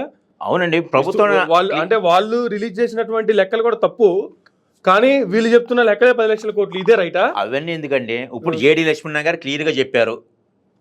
మిగిలిన వాళ్ళు ఏదో 1,00,00,000 కోట్లు అయిన ఆరోపణలు అంటున్నారు, కానీ ఇది అప్రాక్సిమేట్గా 1,500 కోట్లు అని అంటున్నారు. రాష్ట్ర ప్రభుత్వం నివేదిక రిలీజ్ చేయండి, క్లియర్గా అయిపోద్ది కదా. ఎవరెందుకు మీకు నాకు డిస్కషన్ ఎందుకు? ఏ రాష్ట్ర ప్రభుత్వం? మన రాష్ట్ర ప్రభుత్వం మన ఇన్కమ్ ఎంత, ఈ సంక్షేమానికి ఎంత ఖర్చు పెట్టామో ఏంటి అనేది ఒక వెబ్సైట్లో పెట్టేసేయండి, ప్రభుత్వ వెబ్సైట్లో క్లియర్ అయిపోద్ది కదా. అన్ని చెప్తూనే ఉన్నారు కదా. ఎవరు? ఆంధ్ర రాష్ట్రానికి ఉన్న అప్పులు ఎంత అనేది కేంద్ర ప్రభుత్వం ఆర్బీఐ నివేదికల వాళ్ళకి చాలా లెక్కల ప్రకారం ఇస్తున్నారు కదా. మన రాష్ట్రం వస్తున్న దాంట్లో కూడా సంక్షేమానికి ఎంత ఖర్చు పెట్టాము, అభివృద్ధికి ఎంత ఖర్చు పెట్టాము, అన్ని డీటెయిల్ గా ఉన్నాయని చెప్పి ఎక్కడ ఒక్క పైసా అవినీతి లేకుండా జరుగుతుందని చెప్పి అన్ని లెక్కలతో సహా చూపిస్తున్నారు కదా. నేను చెప్పేది ఏంటంటే ఎవరైతే ఇన్వెస్టిగేషన్ చేశారో జగన్మోహన్ రెడ్డి గారు ఆయనే 1500 కోట్లు చెప్పారో మిగిలిన పార్టీలందరూ కూడా 1,00,000 కోట్ల ఆరోపణలు ఉన్నాయని మీరు అంటున్నారు. నేనేంటి ఆంధ్ర రాష్ట్రం తప్పులు అంటున్నారు కాబట్టి అలాగే అప్పులు కూడా ఉంది ఇంత అయితే ప్రతిపక్షాలు రాద్దాం అంటారు. అందుకనే అనుకోవడానికి 10 లక్షలు కాబట్టి 20 లక్షల కోట్లు అప్పుడు అంటానికి ఏముంది అంటారు. కాబట్టి మా ఇది అనే క్లియర్ గా ఒక ఫామ్ రిలీజ్ చేయమని అంటున్నా, ప్రభుత్వాన్ని రిలీజ్ చేయమన్నా, కేంద్ర ప్రభుత్వాలు అవి కాదు. లెక్కలు చెప్తున్నారు కదా, మళ్ళీ రిలీజ్ చేసేది కొత్తగా దానికోసం వెబ్సైట్ లో ఓపెన్ గా పెట్టమన్న ప్రజలకు తెలియదు కదా. ఈయన చెప్పే వరకు కూడా ఎవరికి 1500 కోట్లు అని తెలుసా? జేడీ గారు చెప్పేంత వరకు జగన్ మీద ఉన్నటువంటి ఆరోపణలు 1500 కోట్లని ఎవరికన్నా తెలుసా? అందరికీ తెలిసిందే. అది తెలుసా? మాత్రమే 1,00,000 కోట్లు ఈయన చెప్పినా క్లారిటీ వచ్చింది, ప్రతిపక్షాలు అల్లరి చేస్తున్నాయి అని చెప్పేసి. అట్లాగే ఆంధ్ర రాష్ట్రం కూడా క్లియర్ గా చేయమన్నా ఇష్టం వచ్చినట్టుగా ఇష్టం మాట్లాడతారు. అవన్నీ కాదు, ఆంధ్రప్రదేశ్ క్లియర్ గా తీసుకోండి. రాష్ట్ర ప్రభుత్వం చెప్తున్నటువంటి లెక్కలు, అసెంబ్లీ వేదికగా చెప్తున్నటువంటి లెక్కలు, లేకపోతే పార్లమెంట్ వేదికగా చెప్తున్నటువంటి లెక్కలు, ఆర్బీఐ ఇస్తున్నటువంటి లెక్కలు ఇవన్నీ సరికాదు. ఒక వైట్ పేపర్ పెట్టి దాని మీద ఇది ఇది ఇది అని ఇస్తేనే అది కరెక్ట్ లెక్క. వైట్ పేపర్ అని కాదండి నేను అనేది. ఇప్పుడు జేడీ లక్ష్మీనారాయణ గారు 1500 కోట్లు అటెండ్ చేశారో మీరు కోర్టులో అసెంబ్లీ సాక్షి చెప్తుంది అదే కదా, పార్లమెంట్ సాక్షి చెప్తుంది అదే కదా. మళ్ళీ ఇంకా కొత్తగా ఏమి ఇవ్వాలి? అరే రిపోర్ట్ ఒకటి కావాలి కదండి, చెప్పడం కాదు, మనం ఒక రిపోర్ట్ అనేది కావాలి కదా. ఇన్కమ్ ఎంత, ఖర్చు ఎంత, ఏంటనేది మొత్తం క్లియర్గా బ్లూ ప్రింట్ ఇవ్వమని రిలీజ్ చేయమని చెబుతున్నాను నేను ప్రభుత్వాన్ని. ఇప్పుడు ఈ మేనిఫెస్టో ఉంది, ఈ మేనిఫెస్టో మీద దేనికి ఎంత ఖర్చు అవుతుంది అనేది డైరెక్ట్గా లెక్కలతో సహా గణాంకాలతో మీడియా ముందు చర్చకి సిద్ధమని చెబుతున్నాం మేము కూడా. అదే రకంగా ప్రభుత్వం క్లియర్గా రిలీజ్ చేయమని చెబుతున్నాం మేము. ఏం తప్పు పట్టట్లేదు. జయలక్ష్మణ గారు జగన్మోహన్ రెడ్డి కేసులో ఏ రకంగా 1500 కోట్లని క్లియర్గా చెప్పారో అదే రకంగా క్లియర్గా ఒక రిప్రజెంటేషన్ ఇవ్వండి అంటున్నా నేను ప్రభుత్వం తరఫు నుంచి ప్రజలకు తెలియపరిచే విధంగా. ప్రతిపక్షాలను నోరు మూయించే విధంగా డేరుగా ఇవ్వండి అంటున్నా నేను ప్రభుత్వాన్ని ఛాలెంజ్ చేస్తున్నా. నేను అసెంబ్లీలో మీరు అడిగినట్లుగానే అసెంబ్లీ వేదిక అని చెప్తే ఇంకేం కావాలి? అసెంబ్లీ వేదికగా ఇవన్నీ జనాలు మర్చిపోయారండి. అవన్నీ కూడా ప్రజా సమస్యల మీద మాట్లాడలేదు. బూతులతో ప్రెస్ మీట్ పెట్టి చెప్పడం కాదు, ఒక అఫీషియల్ రిప్రజెంటేషన్ అన్నారు ప్రభుత్వం తరఫు నుంచి. అసెంబ్లీ సమావేశాల్లో ఆర్థిక శాఖ మంత్రి సీఎం గారి సమక్షంలో లేకపోతే అక్కడ కూర్చున్నటువంటి సభాపతి సమక్షంలో ఇచ్చింది అఫీషియల్ కాదు. అది నేను బయటకి అయితే చూడలేదు ఆ ఫారం. మళ్ళీ మీకు సపరేట్ గా వచ్చి ఇస్తేనే అఫీషియల్. అది నాకనేది కాదు, ప్రజలకన్నా ఆంధ్రప్రదేశ్ ప్రజలకి, నాకొక్కటే కాదు. అసెంబ్లీ వేదిక చెప్పేది ఆంధ్రప్రదేశ్ బూతులతో నిండిపోతుంటే అసెంబ్లీ వేదిక ప్రజలు ఏమైనా పట్టించుకుంటున్నారా? మీరు చూసిన 2-3 బూతులు చూస్తేనే దానికే ఇంకా అసెంబ్లీ అంటే బూతులను లెక్కేసుకుంటారా మీరు? జనాల మైండ్ చూడకపోతే మీ తప్పు. జనాల మైండ్ లో అది పడింది. అది అసెంబ్లీ అనేది మనకి ప్రజలకు న్యాయం జరిగే అసెంబ్లీ కాదనేది అర్థమైపోయింది. కాబట్టే దాని మీద ఎవరు కాన్సన్ట్రేట్ చేయట్లేదు. అందుకని ఓపెన్ ప్లాట్ఫామ్లో ఇది అని చెప్పి క్లియర్గా ఇచ్చానుకోండి, అందరికీ చేరుతుందని నా యొక్క అభిప్రాయం. అసెంబ్లీలో చెప్పిన తప్పునో లేదా రైట్ అనో నేను మీతో విభేదించట్లేదు. ఓపెన్ ప్లాట్ఫామ్లో ప్రతి ఒక్కరికి తెలిసే విధంగా చెప్పండి అనేది నా యొక్క అభిప్రాయం. రాష్ట్ర ప్రభుత్వం తెలియపరచాలని అంటున్నాను నేను, ప్రతిపక్షాలు నోరు మూయించే విధంగా. ఇది నేను చెప్పదలుచుకున్నది మీకు. అలాగే రాష్ట్ర ప్రభుత్వం కూడా అలాగే నోరు మూయించింది. ఆ తర్వాత చాలా మంది నోరు మూసుకున్నారు. ఇప్పుడు అవే మేము సంక్షేమాలు చేస్తాము, అంతకంటే ఎక్కువ ఇస్తామని చెప్పి మళ్ళీ ఎప్పుడైతే ఇలా సంక్షేమ పథకాలు చేస్తుంటే రాష్ట్రం శ్రీలంక అయిపోద్దని మాట్లాడినటువంటి అదే నేతలు ఇప్పుడు అంతకంటే మేము ఎక్కువ ఇస్తామని చెప్తున్నారు. ఎట్లా చెప్పగలుగుతున్నారు? మరి అంతకుముందు ఏం చేశారు మీరు? అంతకుముందు ఉన్నప్పుడు మరి ఇదే సంక్షేమం మరి ఎందుకు అమలు జరపలేకపోయారు? ఇంటింటి పరిపాలన ఎందుకు అందించలేకపోయారు? జగన్మోహన్ రెడ్డి కాబట్టే కదా ప్రజల వాళ్ళని ఇంటికి పరిమితం చేశారు. మరి రేపు ఇచ్చిన అవకాశాన్ని జగన్మోహన్ రెడ్డి గారు ఉపయోగించుకుంటున్నారు కాబట్టి కదా ధైర్యంగా అడగలుగుతున్నారు. రేపు జగన్మోహన్ రెడ్డి గారు ఆయన చెప్పేది ఏంటి? నా వలన మీ ఇంటికి న్యాయం జరిగితే ఓటండి, లేకపోతే వద్దని ఆయనే చెబుతున్నారు. వీళ్ళు ఏమంటున్నారు? ఆయన 1 ఇస్తే మేము 3 ఇస్తామంటున్నారు సంక్షేమం. సో ప్రజలు నిర్ణయించారు, రేపు న్యాయ నిర్ణయించారు ప్రజలు. మీరు నేను ఎంత మాట్లాడుకున్నా న్యాయ నిర్ణయించారు ప్రజలు. జేడీ గారు ఏమంటున్నారు?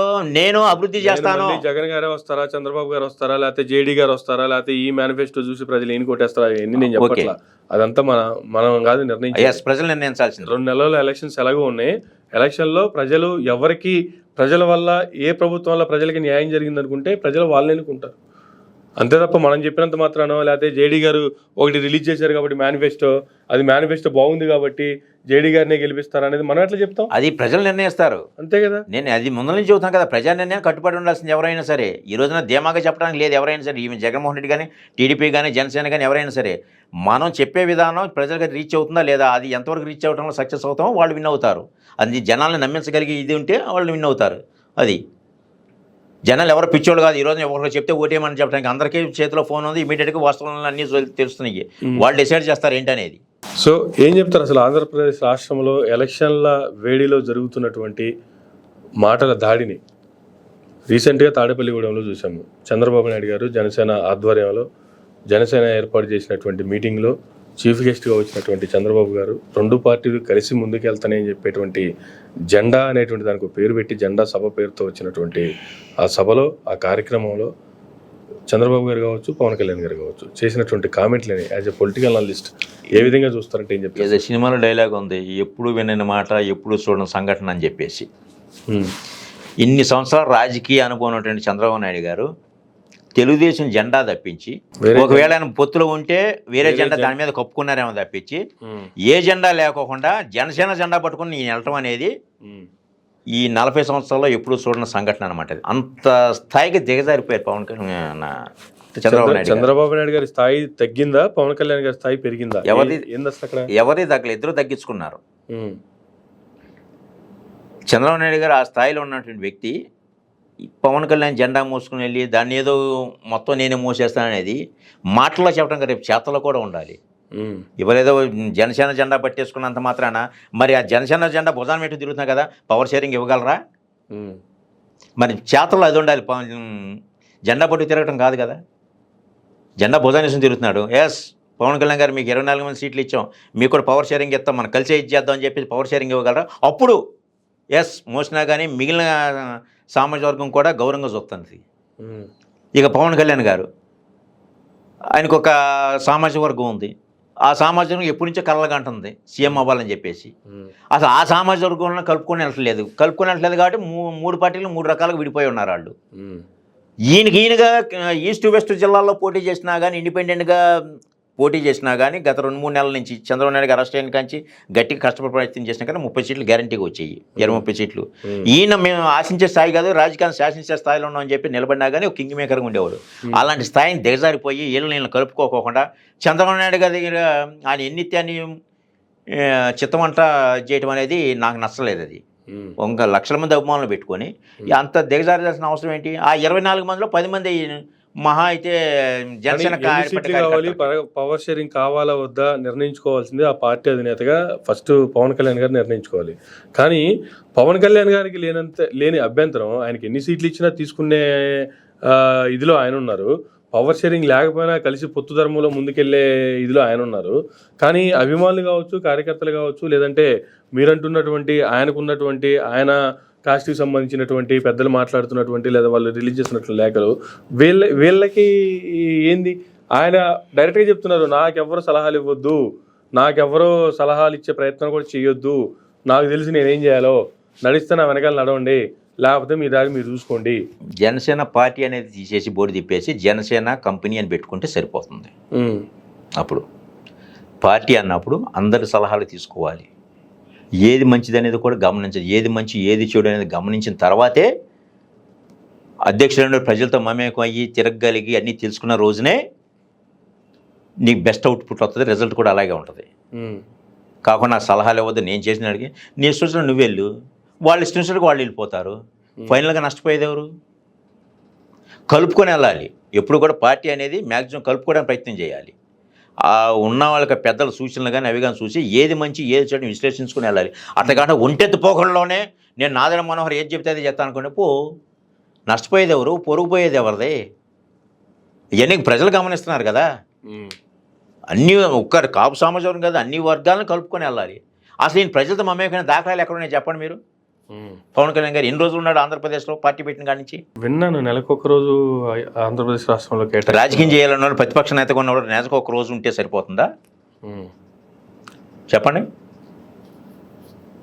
మనం గెలవాలి, మన రాష్ట్రానికి ప్రయోజనం కలిగించాలి, మనం ఏం సరే మార్పు తీసుకురావాలి, వ్యవస్థ మార్పు అనుకునేవాళ్ళు నెలకు ఒక రోజు మీరు చెప్పినట్టు ఉంటే నీకు రాష్ట్రంలో మార్పు వచ్చేస్తుందా? నువ్వు ఇంతవరకు నీ నియోజకవర్గం ఏదో డిసైడ్ చేసుకోలేకపోయావు, ఇంతవరకు నువ్వు కార్యకర్తలని నీ నాయకుల్ని మోటివేట్ చేసుకోలేకపోయావు, ఇంతవరకు నువ్వు మన మీటింగ్లో కూడా అంటావు నాకు బలం లేదు, ఒక్కొక్క నియోజకవర్గానికి 800 మంది పోల్ బూత్ మేనేజ్మెంట్లు కావాలి, అది సంస్థాగతమైన నిర్మాణం టీడీపీకి ఉంది కాబట్టి పొత్తు పెట్టుకున్నానని చెప్పేసి ఆ పోల్ బూత్ ఏజెంట్ పెట్టుకోలేకపోతాం. అధ్యక్షుడిగా పవన్ కళ్యాణ్ ఫెయిల్యూర్. ఇక్కడ నాకు ఒక డౌట్ రామప్రసాద్ గారు, 10 సంవత్సరాలు పార్టీ పెట్టిన తర్వాత కూడా ఇంకా పోల్ బూత్ మేనేజ్మెంట్ లేదు, మనకి బూత్ లెవెల్లో కార్యకర్తలు లేరు, కనీసం ఒక 800 మంది నుంచి 1000 మందికి భోజనాలు పెట్టుకునే ఆర్థిక స్తోమత మనకు లేదు. కానీ ఓజీలో వచ్చిన డబ్బులతో కేజీ బియ్యం కూడా కొనుక్కోకుండా హెలికాప్టర్ వేసుకొని మీ మధ్యకి వచ్చానని చెప్తున్నారు ఆయన. మరి నేను సినిమాల్లో సంపాదించిన ప్రతి ఒక్క రూపాయి నా కోసమే కాదు పార్టీ కోసం ఖర్చు పెడతా అంటున్నారు. మరి 1000 మంది భోజనాలు పెట్టలేని పరిస్థితిలో ఉన్నప్పుడు మరి డబ్బులని ఎవరు ఖర్చు పెడుతున్నారు, దేనికి ఖర్చు పెడుతున్నారు? ఆదాయం రోజు 2 కోట్లని చెబుతున్నారు కదా, మరి ఆదాయం అంతా ఏమైపోతుంది? ఒక 1000 మందికి భోజనాలు పెట్టలేని పరిస్థితిలో నువ్వు ఈ కార్యకర్తలు మోటివేట్ చేసుకోలేని పరిస్థితి ఎందుకు?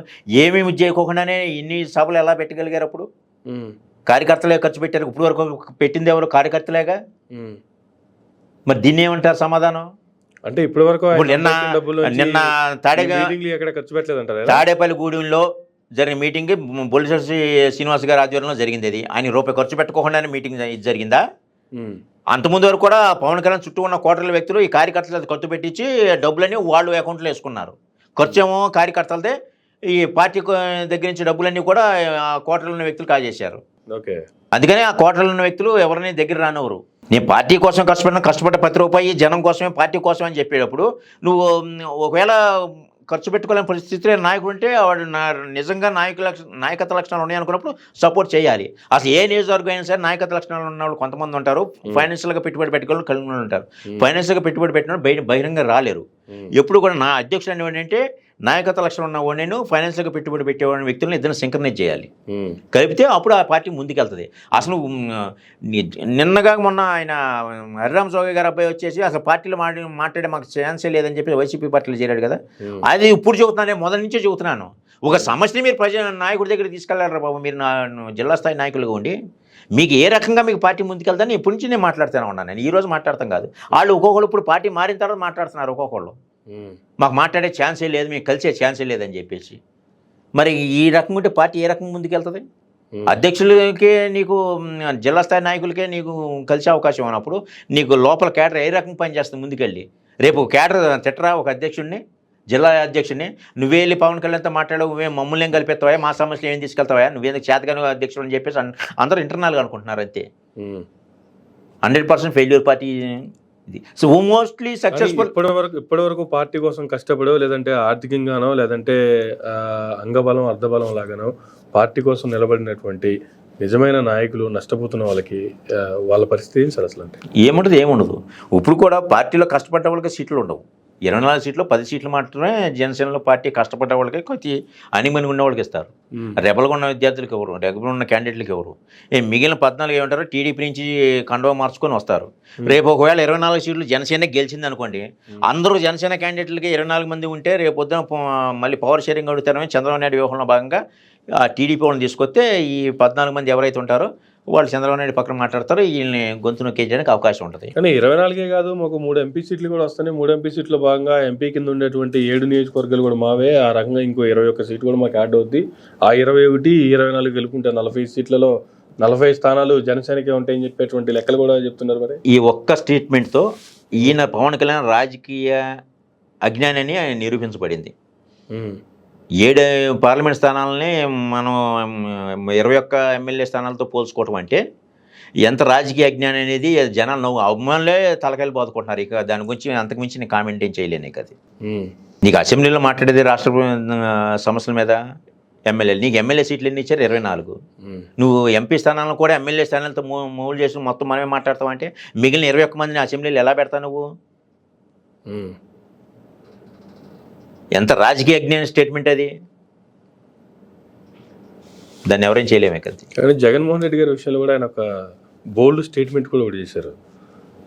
ఎప్పుడు నా పెళ్ళిళ్ళ గురించి మాట్లాడుతున్నారు, నా పెళ్ళిళ్ళ గురించే మీకు కామెంట్లు తప్ప వేరే అంశాలు ఏం లేవా మాట్లాడుకోవడానికి. సో నాకు 4 పెళ్ళింది అన్నారు. 4 పెళ్ళంగా నువ్వు వస్తావా జగన్మోహన్ రెడ్డి? రా, నువ్వే 4 పెళ్ళనివి రా అనేటువంటి కామెంట్లు కూడా చేశారు. ఇక్కడ ఎప్పుడైనా సరే ఆరోపణలు వేరు, నిజాలు వేరు. ఎప్పుడు అయినా కానీ జగన్మోహన్ రెడ్డి గారి మీద ఆరోపణలు ఉన్నాయి. ఇప్పుడు 1,00,000 కోట్ల అవినీతి ఆరోపణలు అంటున్నారు. అవి చేశారా లేదనేది కోర్టులో తేలాలేదు. ఈ ఆరోపణలు ఇంకా నిర్ధారించబడలేదు. అవును. కానీ పవన్ కళ్యాణ్ విషయం అట్లా కాదు. ఆల్రెడీ డైవర్స్ అయిపోయినాయి, ఇద్దరితో డైవర్స్ అయిపోయినాయి. అది లీగల్గా కనపడుతుంది. అది అందుకని నువ్వు ఇన్ని పెళ్ళిళ్ళు చేస్తుంటే నొక్కి చెప్పడానికి ప్రతి ఒక్కరికి రైట్ ఉంది. జగన్మోహన్ రెడ్డి మీద ఆరోపణలు మాత్రమే ఉన్నాయి, ఇంకా నిరూపించబడలేదు.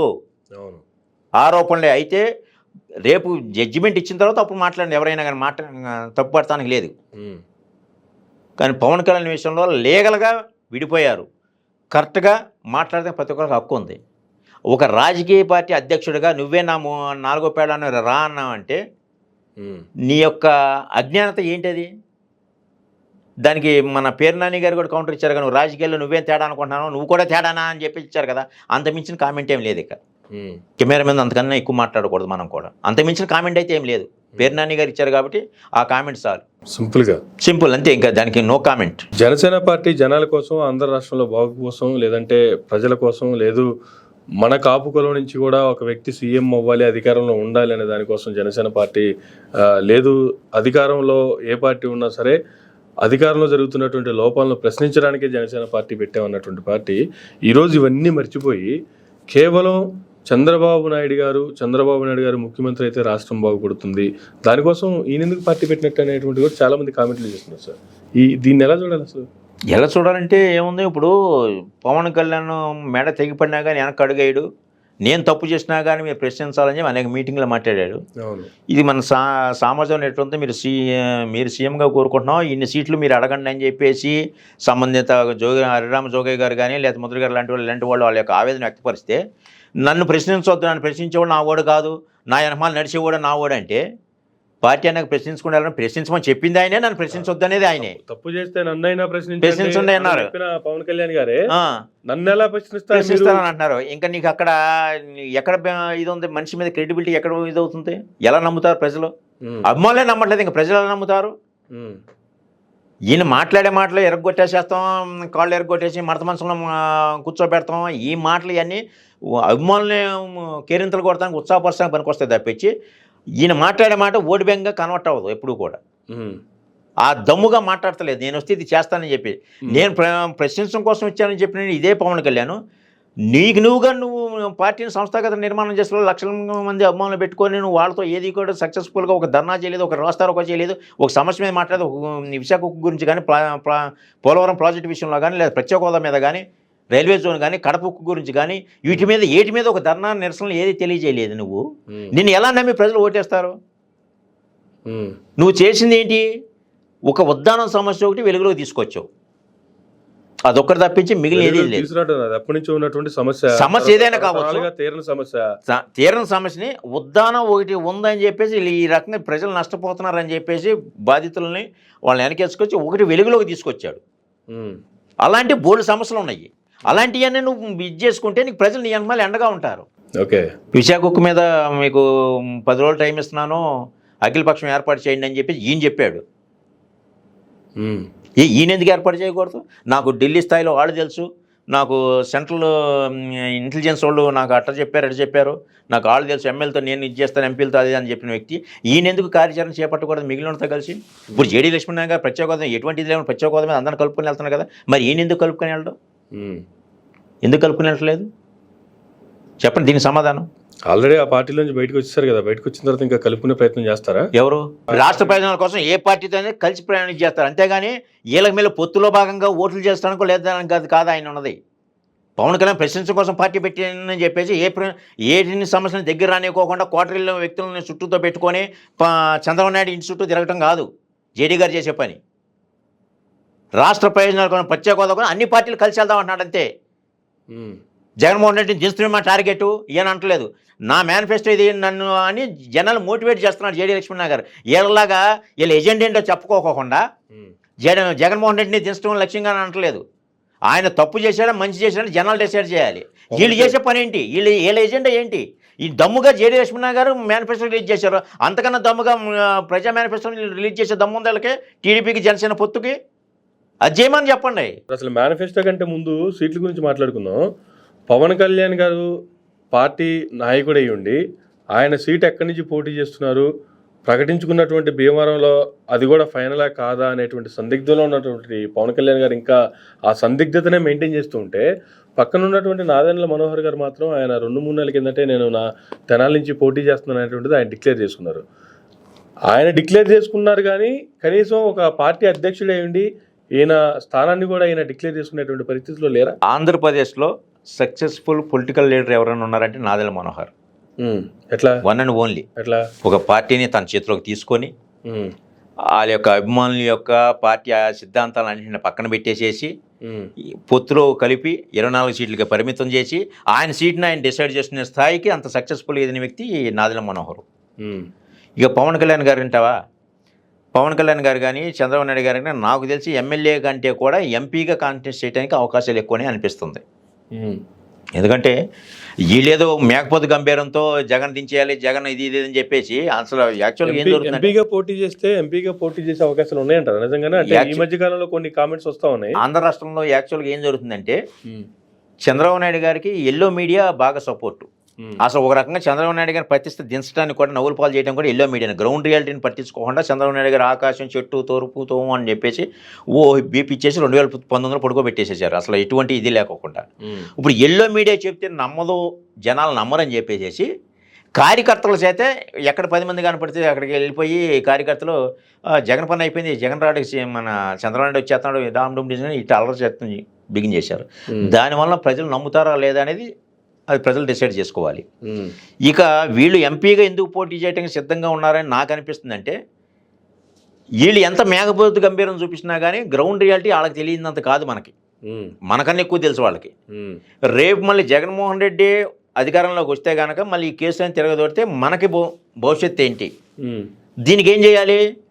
లక్షల కోట్ల స్కామ్ చేసినా కానీ కేసులు ఉన్న వాళ్ళు అయినా సరే చక్కగా నీట్గా వెళ్ళిపోయి మన బీజేపీ కండవా కప్పుకుంటే వాళ్ళ మీద ఎటువంటి ఎవరు ఏ పోలీసు వాళ్ళు కానీ టచ్ చేయడానికి లేదనమాట. ఆ ఉద్దేశం చేత మన బీజేపీతో పొత్తు పెట్టుకోవడానికి వీళ్ళిద్దరూ తగతగలాడుతున్నారు. ఈయన మరి అంత దిగజారిపోయి నేను బీజేపీతో టీడీపీని పొత్తు కలపడానికి అనేక అవమానాలు పడ్డాను, అవి పడ్డాను, ఇవి పడ్డాను, నిందలు పడ్డానని చెప్పేసి అన్నారు.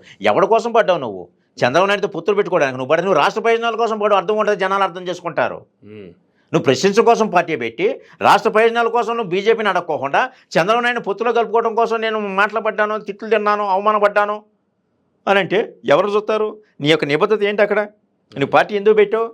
చంద్రబాబు నాయుడు కోసం పెట్టావు పార్టీని? చంద్రబాబు నాయుడు పొత్తులో కలపడం కోసం పార్టీ పెట్టావా? ప్రజల కోసం కాదా? నీ అభిమానుల కోసం కాదా? నీ జాతి కోసం కాదా? అదేమంటే జాతీయ జెండాకు ఉన్నంత పొగరు ఉంది అంటున్నాడు. ఆ పొగరు అనేది వంగవీటి మోహన్ రంగా గారు చనిపోయినప్పుడే జాతి మొత్తం దేశాన్ని తెలియజేసింది. అలాంటి జాతిని నిరుత్సాహపరిచి ఎందుకు చేతగానోళ్ళగా 3 పార్టీలకు చిన్నాభిన్నం చేసాడు పవన్ కళ్యాణ్. ఎస్, మన జాతి అందరూ మనం ఒకే దాటి మీద నడుద్దాం, మనం కలిసి పోరాడదాం అని చెప్పేసి చంద్రబాబు నాయుడు గారు అరెస్ట్ అయిన తర్వాత నుంచి ఒక ఊపుగా కలిసి ప్రయాణం చేసినట్టు ఆ 2 నియోజకవర్గాలు, ఆ 2 జిల్లాలు కాన్సన్ట్రేట్ చేసినా కానీ 20-30 సీట్లు గ్యారంటీగా వచ్చాయి. ఎందుకు చేయలేదు? చేయకోకుండా ఈ 24 సీట్లకు ఎందుకు పరిమితం అయ్యాయి? 24 సీట్లు నీకు వచ్చేయన్ని 10 సీట్లే, అందులో గెలిపెన్ని చంద్రబాబు నాయుడుకి ఇచ్చేయని కూడా టీడీపీ గెలవని చోట ఇస్తాడు నీకు సీట్లు అన్నీ కూడా. నీకు గెలిచే చోట అవడం, జనసేన గెలిచే చోట టీడీపీ క్యాండిడేట్ని పెడతారు. ఓవరాల్గా మళ్ళీ నీకు జీరోనే. ఓకే, ఇది చంద్రబాబు నాయుడు గారి వ్యూహం. చంద్రబాబు నాయుడు గారు ఊహలు తెలుసు. మా అమ్మని తిట్టారు, నన్ను బోడుగుని కొట్టించారని చెప్పేసి ఎల్లో మీడియా చంద్రబాబు నాయుడు గారు టీడీపీ కార్యకర్త అరెస్ట్ చేశారన్నావు. మళ్ళీ వాళ్ళ దగ్గరికి వెళ్ళి చిత్తం అంటున్నావు. అదేమంటే పర్వతం ఒకటి తల దగ్గర ఒకడికి తలదించదు అంటావు. మరి నువ్వు ఎందుకు తలదించున్నావు? ఎందుకు చిత్తం అని 24 సీట్లే తీసుకున్నావు? ఎందుకు దిగజారిపోయి నువ్వు వాళ్ళ దగ్గర మొకరెళ్తున్నావు? నువ్వు తెలుగుదేశం పార్టీ దగ్గర నీకు బలం ఉంచుకొని ఆ బలాన్ని నువ్వు సద్వినియోగం ఎందుకు చేసుకుంటలేదు? అభిమానులను ఉపయోగించుకొని. సో ఇవన్నీ కార్యక్రమాలు చేయడంలో నాదెళ్ల మనోహర్ గారు సక్సెస్ అంటారా? One of the most successful politician is Nadella Manohar in AP. కానీ నన్నెవడరా ఆపేది? అసెంబ్లీలో అడుగు పెట్టుకుంటే ఎవడాపుతాడో చూస్తానని చెప్పి వారాహి యాత్రలకు వచ్చినప్పుడు తూర్పుగోదావరి జిల్లాలో, పశ్చిమ గోదావరి జిల్లాలో ఆయన చేసినటువంటి కామెంట్లు, కానీ ఈరోజు ఎలక్షన్ వచ్చేటప్పటికీ ఆయన ఎంపీగా పోటీ చేస్తారని వస్తున్నటువంటి కామెంట్లు, ఎటువంటి కామెంట్లు వచ్చినా కూడా ఎక్కడా కనీసం ఎంపీగా పోటీ చేస్తారా, ఎమ్మెల్యేగా పోటీ చేస్తారా, లేకపోతే ఎక్కడి నుంచి పోటీ చేస్తారా అనేటువంటి దాని మీద ఎటువంటి క్లారిటీ ఇవ్వనటువంటి ఒక పార్టీకి సంబంధించిన పార్టీ అధ్యక్షుడు అయిన పవన్ కళ్యాణ్ గారు ఎందుకు మౌనంగా ఉన్నారంటారు? అసలు నన్నెవడు రాపేదని చెప్పేసి అదొక స్లోగన్గా అభిమానులు బాగా కేరింతలు కొట్టింది కదా. చంద్రబాబు నాయుడు గారే నన్నే లోపలేశారా బాబు, నన్నేవాడు రాబోతాడు నీకెందుకు అని చెప్పేసి చంద్రబాబు నాయుడు గారు అడ్డుగుండి ఆపి వీళ్ళిద్దరు పొత్తులో భాగంగా ముందుకెళ్తున్నారు. అది డైరెక్ట్గా ఏంటంటే జగన్మోహన్ రెడ్డి గారు ఆపారంటే అది నన్నే లోపలేసాడు. నువ్వు ఒక లెక్క, నువ్వు ఆవేశం తెల్లమాకు ఓకే. 40 సంవత్సరాలు రాజకీయ అనుభవం ఉన్న నన్నే 52 రోజులు లోపలేశారు. కేంద్ర ప్రభుత్వం కూడా నాకు సపోర్ట్ చేయలేదు, మా అబ్బాయికి అపాయింట్మెంట్ కూడా ఇవ్వలేదురా బాబు. నువ్వేదో వెళ్ళిపోయి నాకు అది తెలుసు, ఇది తెలుసు, లేకపోతే నాకు మోడీ తెలుసు, ప్రధానమంత్రి తెలుసు, లేదా అమిత్ షా తెలుసు అంటున్నామేమో. వాడుగా తెలియాల్సింది మనం ఆపేది వీడే అని చెప్పేసి క్లియర్గా జనాలకు అర్థమవుతుంది. మనం చెప్పేది ఏముంది? సో కాబట్టే నెక్స్ట్ ఎంపీకి వెళ్ళాలని చెప్పి కేసుల నుంచి తప్పుకోవడం కోసం ఎంపీగా పోటీ చేస్తే రఘురామకృష్ణరాజు ఆయన ఎంపీగా పోటీ చేస్తారు, లేదా ఆయన కేసు నుంచి తప్పించుకోవడానికి పోయారంటే ఒక అందం ఉంది. ఈయనకేముంది? ఈయన కూడా అమరావతిలో ఉన్నాయని చెప్పి చాలా రకాలైన కేసు పెట్టాలంటే ఏముంది? ఎట్లయినా పెట్టవచ్చు. పోనీ ఎంపీగా పోటీ చేసిన గెలిచే పరిస్థితులు ఉన్నాయి, మరి ఎమ్మెల్యేగా నుంచోనే గెలవని పరిస్థితి ఉంటే ఎంపీగా పోటీ చేస్తే గెలుస్తారా? ఇప్పుడు ఆశ అనేది బతికిస్తుంది మనిషి. గెలిచినా గెలవకపోయినా బీజేపీతో ఉంటే సరిపోద్ది అనుకున్నప్పుడు దానికి పార్టీ ఎందుకు? బీజేపీ కన్నా ఉంటే పక్కన నుండి సరిపోతుంది. అదేగా చెప్పేది. ఇప్పుడు ఎంతసేపు చంద్రబాబు నాయుడు చుట్టూ తిరుగుతుంది తప్పించి నువ్వు నుంచున్న నియోజకవర్గం చుట్టూ ఒకసారి తిరిగావా? పవన్ కళ్యాణ్ గాజువాక్ కానీ లేదా భీమవరంలో కానీ చంద్రబాబు నాయుడు చుట్టూ తెగ తిరుగుతున్నావు కదా. నీ కోసం నువ్వు ఓడిపోయినా కానీ నీకు కొన్ని వేల మంది ఓట్లేసారు కదా, ఆ నియోజకవర్గం చుట్టూ ఒకసారి తిరిగావా? నన్ను గెలిపించి ఉంటే ఏడా ఇల్లు తీసుకుని ఏడే ఉండేవాడిని అంటున్నారు కదా. ఆ గెలిపించలేకపోవడానికి కారణం ఏంటి? నీ దగ్గర సత్తా లేదు, నువ్వు వాళ్ళని ప్రభావితం చేయలేకపోయావు. తప్పు నాయకుడితో అవుద్ది. గెలిపించలేదంటే ఎవరు తప్పు? అది అధ్యక్షుడు తప్పు. అది ఇప్పుడున్న పొలిటీషియన్ని రాజకీయ విధానానికి ధీటుగా నువ్వు వెళ్ళగలిగితే వాళ్ళని నమ్మించగలిగి చేయగలిగితే నువ్వు జనంలో ఎక్కడున్నావు స్వామి? నువ్వు జనంలో ఉండి నువ్వు కష్టపడి నన్ను గెలిపించలేదని ఆరోపణలే. నువ్వు జనంలో ఎక్కడున్నావు? ఇప్పుడు పవన్ కళ్యాణ్ గారు మీటింగ్లు పెట్టినప్పుడు వస్తున్న వాళ్ళంతా పవన్ కళ్యాణ్ గారు అభిమానులు కావచ్చు, లేదంటే ఆ పార్టీకి ఓట్లేసే వాళ్ళు కాదా? మన తెలంగాణలో ఏమైంది? మరి తెలంగాణలో కూడా జనాలు బాగా వచ్చారుగా. మరి ఎన్ని వచ్చిన డిపాజిట్లు వచ్చినాయా? రాజకీయం వేరు, సినిమా గ్లామర్ వేరు. ఇంకా పవన్ కళ్యాణ్ సినిమా హీరోగానే ఉన్నారు, అభిమానులుగా ఉన్నారు. పవన్ కళ్యాణ్ హీరో నుంచి నాయకుడిగా ఎదగలేదు, అధ్యక్షుడిగా. అభిమానులు కూడా అభిమానుల నుంచి కార్యకర్తలకు ఎదగలేదు. అంతే తేడా. ఎదిగినా కానీ వీళ్ళు కలిసే అవకాశం, సమస్యల మీద మాట్లాడి డిస్కషన్ చేసే అవకాశాలు ఇవ్వలేదు. ఆయన అధ్యక్షుడిగా ఎదగాలి, నాయకుడిగా ఎదగలేదు ఆయన. అందుకనే ఇదైపోతుంది. ఫైనల్గా ఎంపీగానే పోటీ చేసే అవకాశం ఉంటారా? నా అనిపిస్తుంది. కేసుల దృష్ట్యా ఎంపీకి వెళ్ళే అవకాశాలు ఎక్కువ ఉన్నాయి.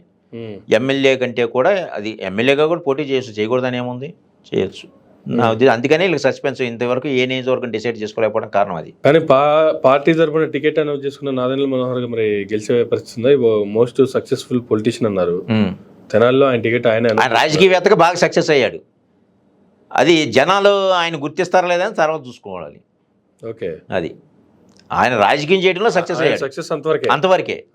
మిగిలిన జనాలు డిసైడ్ చేయాలి. పొత్తులు పెట్టుకుని ముందుకెళ్లాలనుకుంటున్నటువంటి టీడీపీ, జనసేన వీళ్ళ లిస్ట్ అనౌన్స్ కంటే ముందు కావచ్చు ఉన్న సినారియో వేరు. వీళ్ళు మొదటి లిస్టు రిలీజ్ చేసి ఆ తర్వాత తాడేపల్లిగూడెంలో సభలో వాళ్ళు చేసినటువంటి కామెంట్ల తర్వాత బీజేపీ కూడా వీళ్ళతో కలవటానికి ఒక అడుగు వెనక్కేసింది, లేదు వీళ్ళతో కలిసే ప్రసక్తి లేదు అనేటువంటి సంకేతాలు కూడా ఇచ్చింది అనేటువంటి వార్తలు వస్తున్న నేపథ్యంలో అసలు పొత్తులు ఏ విధంగా ఉండే అవకాశం ఉందంటారు? అసలు బీజేపీ కలవాల్సిన అవసరం ఏంటి? ఆంధ్ర రాష్ట్రంలో ఏ ప్రభుత్వం గెలిచినా, ఏ పార్టీ గెలిచినా కానీ ఉన్న ఎంపీ సీట్లు బీజేపీకే జైగొట్టాల్సిందే. ఇప్పుడు జగన్మోహన్ రెడ్డి గారైనా కాంగ్రెస్కి నేను మద్దతు పలుకుతున్నానంటే అప్పుడు బీజేపీ పొత్తులో వస్తుంది టీడీపీ జనసేనకి. ఈయన జగన్మోహన్ రెడ్డి గారు బీజేపీకి అంటున్నారు కదా. ఇంకా అలాంటప్పుడు ఆ బీజేపీ ఇందులో పొత్తులోకి వచ్చి 1 సీటు 2 సీట్ల మీద పోటీ చేసి 0.5%, 1% ఓటింగ్ తీసుకొచ్చి ఇంతేనా మీ ఓటు బ్యాంకింగ్ అని అనిపించుకోవడం కంటే కూడా వీళ్ళందరూ మనకి ఎవరు గెలిచినా కానీ మనకే సపోర్ట్ చేసినప్పుడు ఇంకా వీళ్ళ ఇంకా కన్నెత్తి ఎంత చూస్తుంది బీజేపీ? మరి వీళ్ళిద్దరు ఎందుకు బీజేపీతో పొత్తు కోసం? కేసులని తప్పుకోవడం కోసం, కేసుల నుంచి తప్పుకోవడం కోసం బీజేపీ అండ కావాలని చెప్పి కోరుకుంటున్నారు. వాళ్ళని దగ్గర రానట్లేదు. ఎవడ గెలిచినాక మనకే సపోర్ట్ చేయాలి, మన దగ్గరికి రావాల్సిందే. ఇంకా అలాంటప్పుడు బీజేపీ ఎందుకు ఎన్ని వేళ అవుద్ది? పిలవ పెట్టుకోకుండా వీళ్ళే పేరెంటానికి వెళ్ళినప్పుడు బీజేపీ రెండన్ని వచ్చి ఎందుకు బొట్టు పెట్టింది వాళ్ళకి? కానీ అనేక సంస్థలు సర్వే రిలీజ్ చేస్తూ ఉన్నాయి. ప్రతి సర్వేలో కూడా వైఎస్ఆర్సీపీకే ఎక్కువ. ఇంతకుముందు వచ్చినట్టు 151 సీటు మళ్ళీ వస్తుంది, లేదంటే జగన్మోహన్ రెడ్డి గారు చెప్తున్నట్టు 175 వాళ్ళు పెట్టుకున్న టార్గెట్ ఇవన్నీ పక్కన పెడితే 110 నుంచి 135 వరకు ప్రతి సర్వేలు ఇస్తూ ఉన్నాయి. కొంతమంది 110 ఇస్తున్నారు, కొంతమంది 120 ఇస్తున్నారు, కొంతమంది 130 ఇస్తున్నారు. కానీ 110కి తక్కువ చేసి అయితే ఎవరు ఇవ్వలేదు ఇంతవరకు. ఈ మధ్య రీసెంట్గా వచ్చిన ఒక సీ ఓటర్ సర్వే తప్ప నేషనల్గా, లోకల్గా ఏ సర్వే వచ్చినా వైఎస్ఆర్సీపీకే మరలా ప్రజలు పట్టం కట్టబోతున్నారు అనేటువంటిది అన్ని సర్వేల సారాంశం. ఏం చెప్తారు అసలు ఈ సర్వేలకు సంబంధించి ఏం చెప్తారు? అది సర్వేలు అనేది మరి వాళ్ళు ఏ బేసిస్ మీద ఎట్లా ఇచ్చేస్తారో నాకు తెలియదు. మరి ఇన్ని సంవత్సరాల నుంచి నేను నా సమస్య మీద ఇన్ని రకాలుగా మాట్లాడుతున్నాను. మరి నన్ను ఎవరు కూడా వచ్చి సంప్రదించడం లేదు. ఏమంటే మేము పలానా సర్వే నుంచి వస్తున్నాము, ఎట్లా ఉంది వాళ్ళు ఒక లిస్ట్ అవుట్ తీసుకొచ్చి ఇందులో క్వశ్చన్స్ సమాధానం చెప్పండి అంటే మేము దీని ప్రకారం అంటే మరి నన్ను కానీ నాకు తెలిసిన వాళ్ళని కూడా ఎవరు అడిగినా దాఖలా లేవు. మరి వాళ్ళు ఏ బేసిస్ మీద చేస్తారు ఏంటని తెలియదు. ఒకవేళ ఆ సర్వే చెప్తే నిజమే కావచ్చేమో, ఏముంది. ఇప్పుడు జనాలు గ్రౌండ్ రియాలిటీ అబ్జర్వ్ చేస్తారా మనకు తెలియకోకుండా సి క్లాస్ పీపుల్ని కలిసి ఏంటని చెప్పి సర్వే చేస్తున్నారేమో. మరి దాన్ని మనం ఎందుకు కాదనకూడదు? ఎవరిదేమో వాళ్ళకుంది. చంద్రబాబు నాయుడు, పవన్ కళ్యాణ్ ఉన్నారు, ఇంకేముందని నువ్వు అధికారం చేస్తాం ఇది అంటున్నారు. జగన్మోహన్ రెడ్డి గారు ఏమంటున్నారు, నేను నా వల్ల మీకు న్యాయం జరిగితే ఓటండి లేకపోతే వేయొద్దని ఆయనే చెబుతాను. ఇంతవరకు ఏ పొలిటీషియన్ వాళ్ళు చెప్పలా. జేడీ గారు ఏమంటున్నారు, ఇక మీకోసం ఇది చేసాము, మార్పు కోసం నేను వచ్చానమ్మా, ఇదిగో చూడండి నా మేనిఫెస్టో ఇదని చెప్పేసి ఒకసారి ఆలోచించండి. నా వలన విశాఖలో నేను పోటీ చేసినప్పుడు 2,88,000 మంది ప్రభావితం అయ్యారు. ఇంకా నా వంతు నేను ప్రజల్ని మోటివేట్ చేసుకొని మార్పుల్లో తీసుకొస్తానని చెప్పేసి ఆయన ప్రయత్నం చేస్తున్నారు. ఇవన్నీ జనాలు డిసైడ్ చేయాలి. రేపు ఫైనల్గా ఏంటనేది ప్రజా తీర్పు కోసం ఎదురు చూస్తున్న సర్వేలు కావచ్చు, రాష్ట్రంలో జరుగుతున్నటువంటి అభివృద్ధి కార్యక్రమాలు కావచ్చు, లేదు ఈ ప్రభుత్వానికి గత ప్రభుత్వానికి డిఫరెన్స్ చూసుకుంటే కావచ్చు, మరలా ఎవరికి ప్రజలు పట్టం కట్టే అవకాశం ఉంది అంటే మీకున్న నాలెడ్జ్లో మీరు అబ్జర్వ్ చేస్తున్నటువంటి పరిస్థితులు ఏం చెప్తారు రాంప్రసాద్ గారు? అది జనాల నాడి ఏ నిమిషంలో ఎటు జరుగుతుందనే తెలియదు ఎప్పుడు కూడా. సపోజ్ ఒక రౌడీ ఉండొచ్చు, పచ్చినెత్తి దాగి ఉండి మంటలు చేస్తుండే అంటుండొచ్చు. జనాల నాడు ఎప్పుడు ఉంటుంటే ఆడు గబాల్ని ఒక బైక్ యాక్సిడెంట్ అయ్యి రోడ్డు మీద పడిపోయాడు అనుకో, వానికి రౌడీ కదా మనం వెళ్ళకూడదని ఎవరు చూడడు. అయ్యో పాపం పడిపోయాడని చేయబుచ్చుడు అంటే ఒక సెంటిమెంట్ కూడా వర్కౌట్ అవుద్ది. మనుషులు ఏ నిమిషంలో ఎట్లా మారుతారని కూడా తెలియదు. ఓటు బ్యాంకింగ్ ఏ నిమిషంలో ఎట్లా మారుతుందని కూడా తెలియదు. డబ్బులు ముగ్గురు దగ్గర తీసుకొని ఎవరికి ఓటు వేయాలో వాళ్ళు డిసైడ్ చేస్తారు. లేదులే మార్పు కోసం చూస్తున్నామని ఆలోచించే వాళ్ళు ఉంటే అటు తీయవచ్చు. ఏది ఎంత పర్సంటేజ్ వర్కౌట్ అవుద్ది ఏంటి అనేది ఎవరూ చెప్పలేని పరిస్థితి. ప్రజలు డిసైడ్ చేసుకోవాల్సిందే. కానీ వైఎస్ ఫ్యామిలీలో నుంచే ఇద్దరు మహిళలు బయటకు వచ్చారు. ఒకళ్ళేమో టీడీపీకి సపోర్ట్ చేస్తున్నారు, ఒకళ్ళేమో డైరెక్ట్గా కాంగ్రెస్ పార్టీలో జాయిన్ అయిపోయి కాంగ్రెస్ పార్టీ రాష్ట్ర అధ్యక్షురాలు అయ్యారు. వీళ్ళిద్దరూ కూడా ఫ్యామిలీ ఓడిపోవాలి, జగన్మోహన్ రెడ్డి గారికి ఓటేయొద్దు అనేటువంటి నినాదాలే ఇస్తున్నారు. ఏందంటారు, ఇది ఏ విధంగా ఎఫెక్ట్ చూపించే అవకాశం ఉంటుంది? మరి ఒకప్పుడు జగనన్న వదిలిన బాణం అని చెప్పేసి వచ్చారు. వచ్చి ఇప్పుడు ఎక్కడున్నారు? ఏ కాంగ్రెస్ పార్టీ అయితే జగన్మోహన్ రెడ్డిని కేసులు పెట్టి ఇరిగించిందో అదే కాంగ్రెస్ పార్టీలోకి వెళ్ళారు. పోనీ వెళ్ళారు, రాష్ట్ర పిసిసి అధ్యక్షులకు ఇచ్చారు. ఇచ్చినా కానీ ఇక్కడ కాంగ్రెస్ ప్రభుత్వానికి ఆంధ్రప్రదేశ్లో పట్టం కట్టే పరిస్థితి ఉందా? ప్రజలు అన్యాయంగా రాష్ట్రాన్ని ఎరగొట్టిందని చెప్పేసి దాని నుంచి ఇంతవరకు జనాలు బయటికి రాలేదు. ఇవాళ ఈ ఆవిడ వెళ్ళినంత మాత్రాన మారిపోయి మా జగనన్న పెట్టి వచ్చాడని చెప్పేసి జగన్మోహన్ రెడ్డి ఓటు కాంగ్రెస్ పడి అంత విచక్షణారహితంగా ప్రజలు లేరు. అదేనండి. సో కాంగ్రెస్ పార్టీ అట్లా ఉన్నాను అని అనిపించుకోవడానికి తప్పించి ప్రభావితం చేసే అంత శక్తి అయితే లేదు కాంగ్రెస్ పార్టీకి. అంతే. అసలు హోప్ పెట్టుకోవడం అనవసరం కాంగ్రెస్ పార్టీ మీద. ఏదో కాంగ్రెస్ పార్టీ ఒకటి ఉంది, మేము ఒకటి ఉన్నామని గుర్తు తెచ్చుకోవడానికి అంతే. అంతకుమించి ఏమి ఎఫెక్ట్ చూపించి ఏముండదు. ఇవాళ షర్మిల వచ్చింది, వైఎస్ రాజశేఖర రెడ్డి గారి అమ్మాయి వచ్చింది, జగన్మోహన్ రెడ్డి పరిపాలన బాగాలేదు, మనం అందరం అట్టే ఓట్లు వేసేద్దాము, కాంగ్రెస్ పార్టీని గెలిపేద్దాము అనే స్థాయిలో ప్రజలైతే ఎక్కడ కనిపించట్లేదు. కాంగ్రెస్ పార్టీ పుంజుకోలేదు ఇంకెంతవరకు. త్వరలో ఇంక పుంజుకుంటుందని నమ్మకం కూడా లేదు. ఇంకెప్పుడు కానీ పట్టుద్దామో తెలియదు. అది ఈ 24 అయితే లేదు, కాంగ్రెస్ పార్టీకి ఛాన్స్ లేదు, no doubt at all. Thank you sir, thank you very much అండి. ఇదండి రాంప్రసాద్ గారితో ఈనాటి ఇంటర్వ్యూ. మరొక ఇంటర్వ్యూలో మళ్ళీ కలుద్దాం. చూస్తూనే ఉండండి మేరా మీడియా.